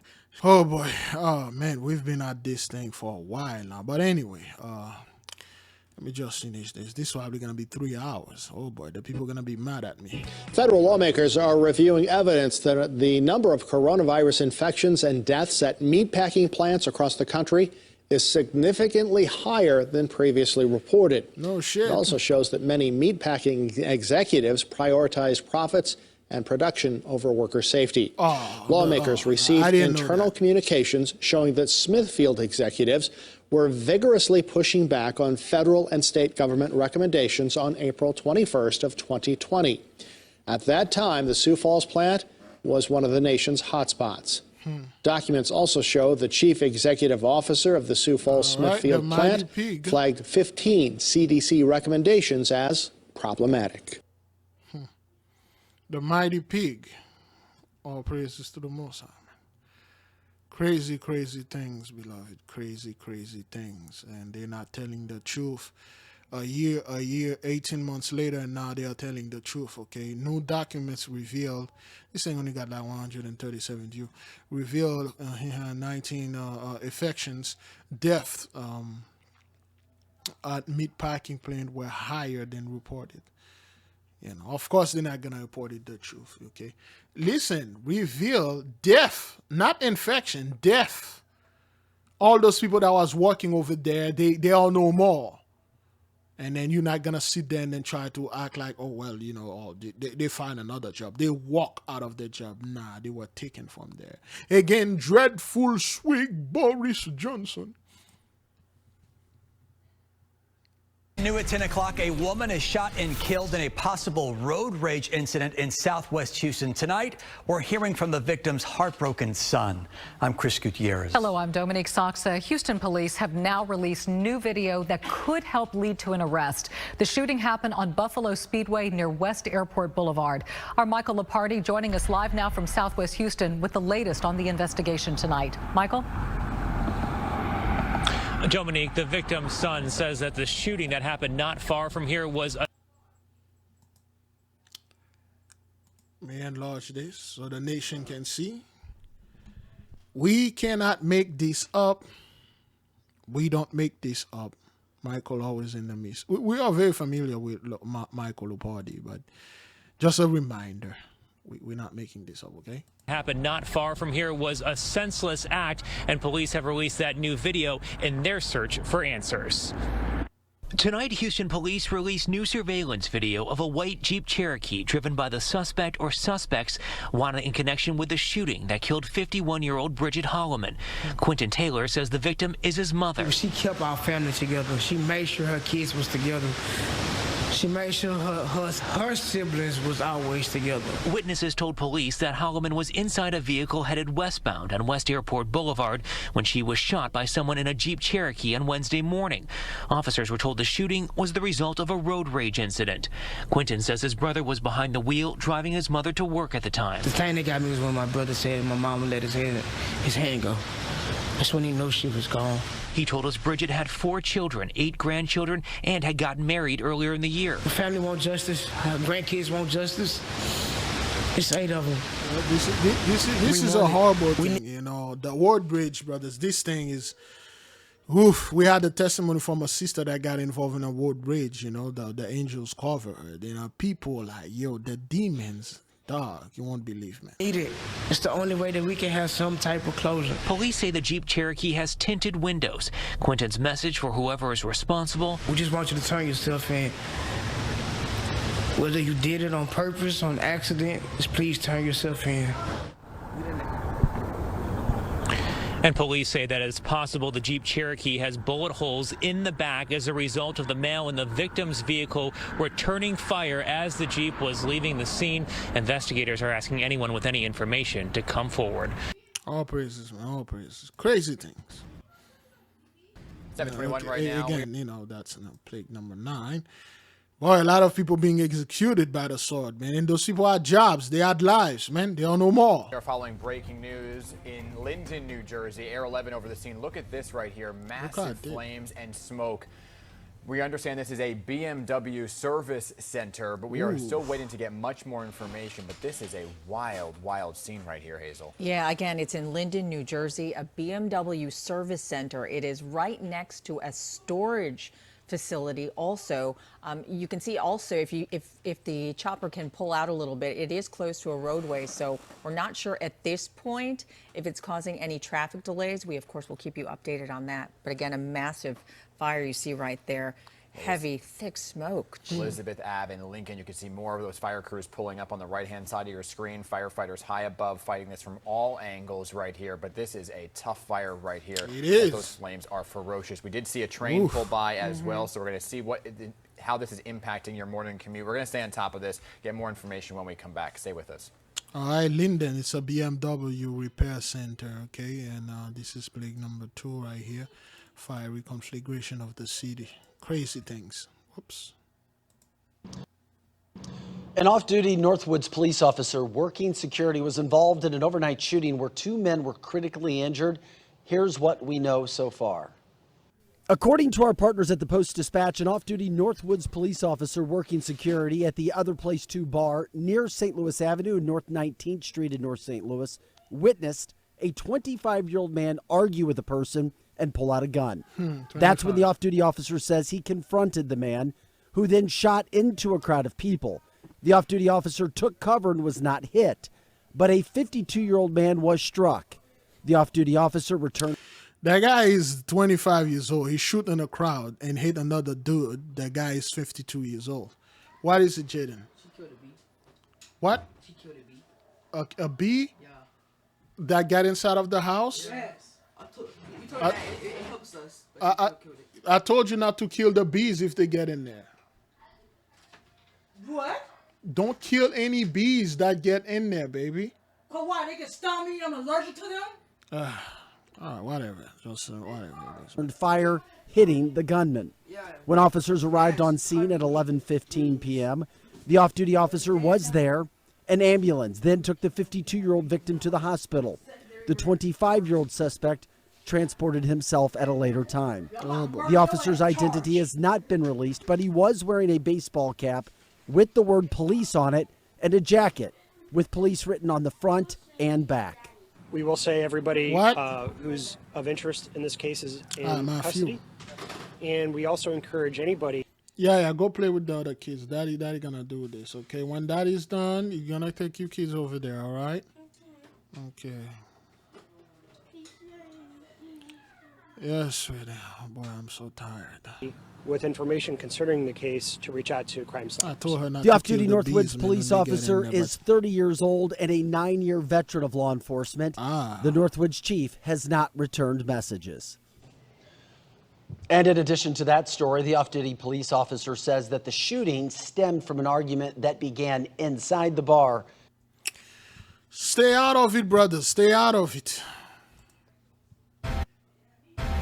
All right, we want to take you back to our breaking news right now. A major fire is underway in North St. Louis County in the Jennings area. You're looking at a live picture here. This is at an old bowling ball building, an abandoned building that used to make bowling balls in the Jennings area. The staging area for this, for the fire department and first responders, is at the Buzz Westfall Plaza, which is at Jennings Road, West Florissant Avenue and Lucas and Hunt Avenue. And this is involving apparently some residual chemicals that are still in this building, apparently non-operational building. No one was involved in the building, as we understand it. We've told 14 different fire departments are involved in fighting this blaze. You were asked to stay away from the area. This would be the Northwoods area, the Jennings area of West Florissant and Lucas and Hunter. If you're familiar with that busy intersection there, county hazmat team has been called to the scene, and they are right now, as you can see, having an elevated ladder attack on this fire, and smoke is becoming a concern in the neighborhood. Behind that area of Buzz Westfall Plaza is a residential neighborhood, and smoke is becoming a concern there. But we don't know of any injuries as of yet, but we do know the hazmat team from the county has been called to the scene. At least 14 different fire departments are on the scene, and it's a second alarm fire, could go to a bigger alarm right now. And we will certainly be following this story for you and have more coverage for you coming up on News 11 at 4 and on Fox 2 News at 5. Will be. Yeah, so fiery conflagration of the city, man. A lot of fires, man. A lot of industry. The Most High is removing them. They don't have no respect for nothing or nobody. So whatever happens to them, hey, they doing me a favor. Robert Jones has lived in Evanston 40 years. He goes by Grandpa.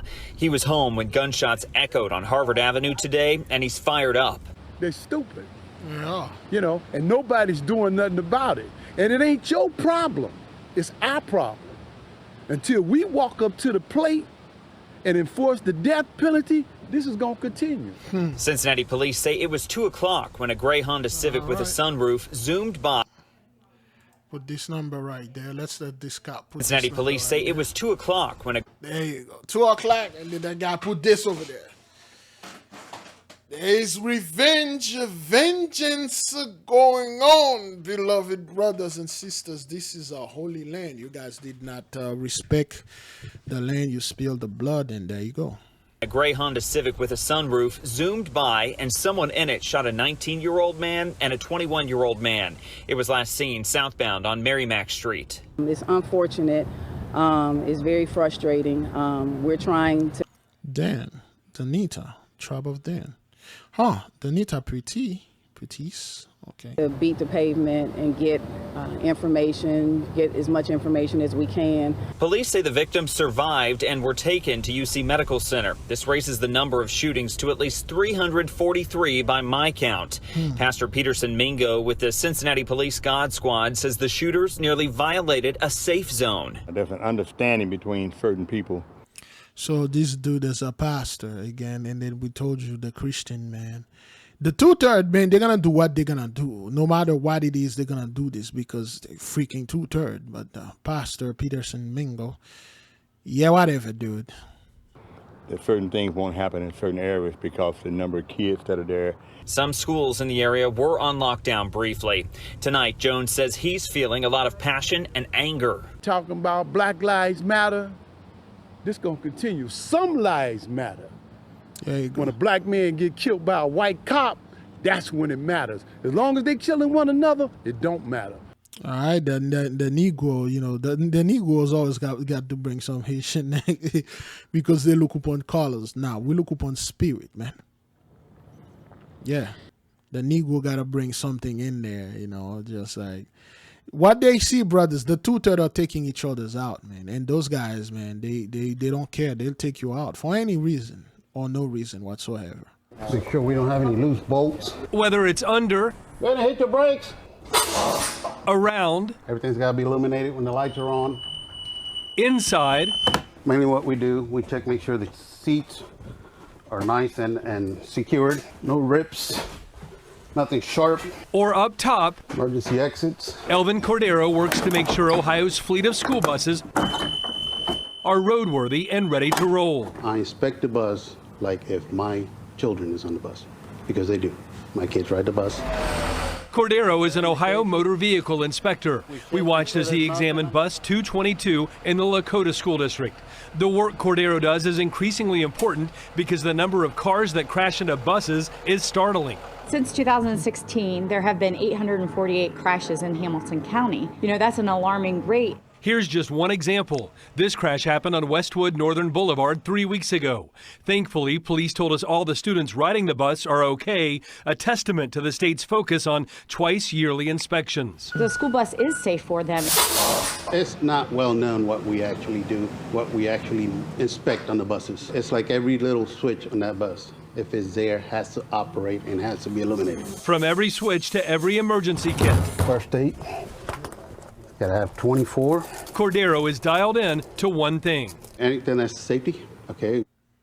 All about safety there. Other drivers, of course, play a key role when it comes to keeping students safe. And unfortunately, plenty of Ohioans are not doing their part. Since 2016, state troopers have written almost 17,000 citations for passing a stopped school bus and other school zone violations. Yeah, so the ley line, man, a lot of things going on. So, yeah, the people, they are seeing it, and it grieves them. It grieves them exceedingly.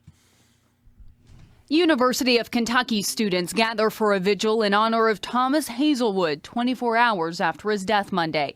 UK police were called just after 6:20 p.m. for an unresponsive person at Farmhouse Fraternity. Hazelwood, who was 18 years old, was pronounced dead at the hospital. UK officials released a statement saying the young man, known as Lofton, was an agricultural economics major and was a new member of his fraternity. 2 investigations are now underway, one by UK police, the other by the university's Office of Student Conduct. Though details surrounding his death are unclear, local attorneys say we all have a duty to protect one another. Certainly anytime there's underage drinking involved and there's service of alcohol to a minor, there's going to be some liability and there may be some exposure to liability on behalf of someone. It could be alcohol poisoning. These dudes no more. Partying and stuff like that. Do that frat thing garbage. There's another student who provided the alcohol, whether somebody over the age of 21 who provided the alcohol, or whether either the university or the fraternity turned a blind eye to it. A death at a fraternity often raises questions about whether hazing was involved. Police say they do not suspect foul play, and the coroner ruled the death accidental. UK does have a hazing prevention policy, with examples of hazing including forced consumption of alcohol. Hart says regardless of what the investigation finds, parents should talk with teens about risky behavior. For parents to talk to their children about the dangers of underage drinking. I mean, there's There are reasons that the bull crap. All praises to the Most High. Oh. Ah, all right. I think that's it. Oh, we already watched that. There you go. Let me see if there's anything the Most High want us to see, because Amazon delivery disaster. Brother Aya's a prophecy unfolding before our eyes. Missing, eyes is burning. Missing mother, daughter from Pembroke Pines found safely. Ah, okay, that's good news there. Volcano shoots lava bomb. You know, I watched that. There's a bomb, the lava, a walk that tumbling around. Men sneak into COVID ward to care for grandmother. I cleared the ward, dirtiest beach, CVS. Let me see how long we are into this thing.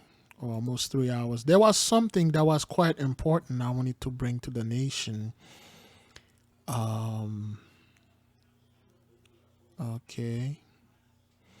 Okay, this priest was arrested. Let's take that one. I'm gonna take like 2 more. And oh yes, that one, that thing in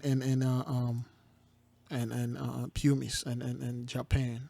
Okay. The jury has found a Homicide priest guilty of sexual battery. 64-year-old Jean-Claude Philippe's trial began earlier this week. Jean-Claude Philippe, On Friday, he was convicted of raping a parishioner at Sacred Heart Catholic Church back in 2018. The victim says she was drugged and raped at his home. She eventually told another clergy member, who told police. Philippe initially denied the allegations, but later confessed to authorities. Yeah. Rapist. Philip is a rapist. Okay. Volcanic pumice stone-filled Japanese beach. Okay, you can see what it's like. So that's the pumice. Okay, they cannot swim in the beach. Okay.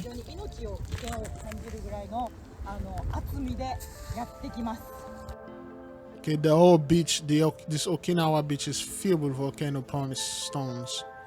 The floating stones, that's what they are. They cannot enjoy the beach anymore. We give the Most High praises and glory, beloved brothers and sisters, Jews and Gentiles alike.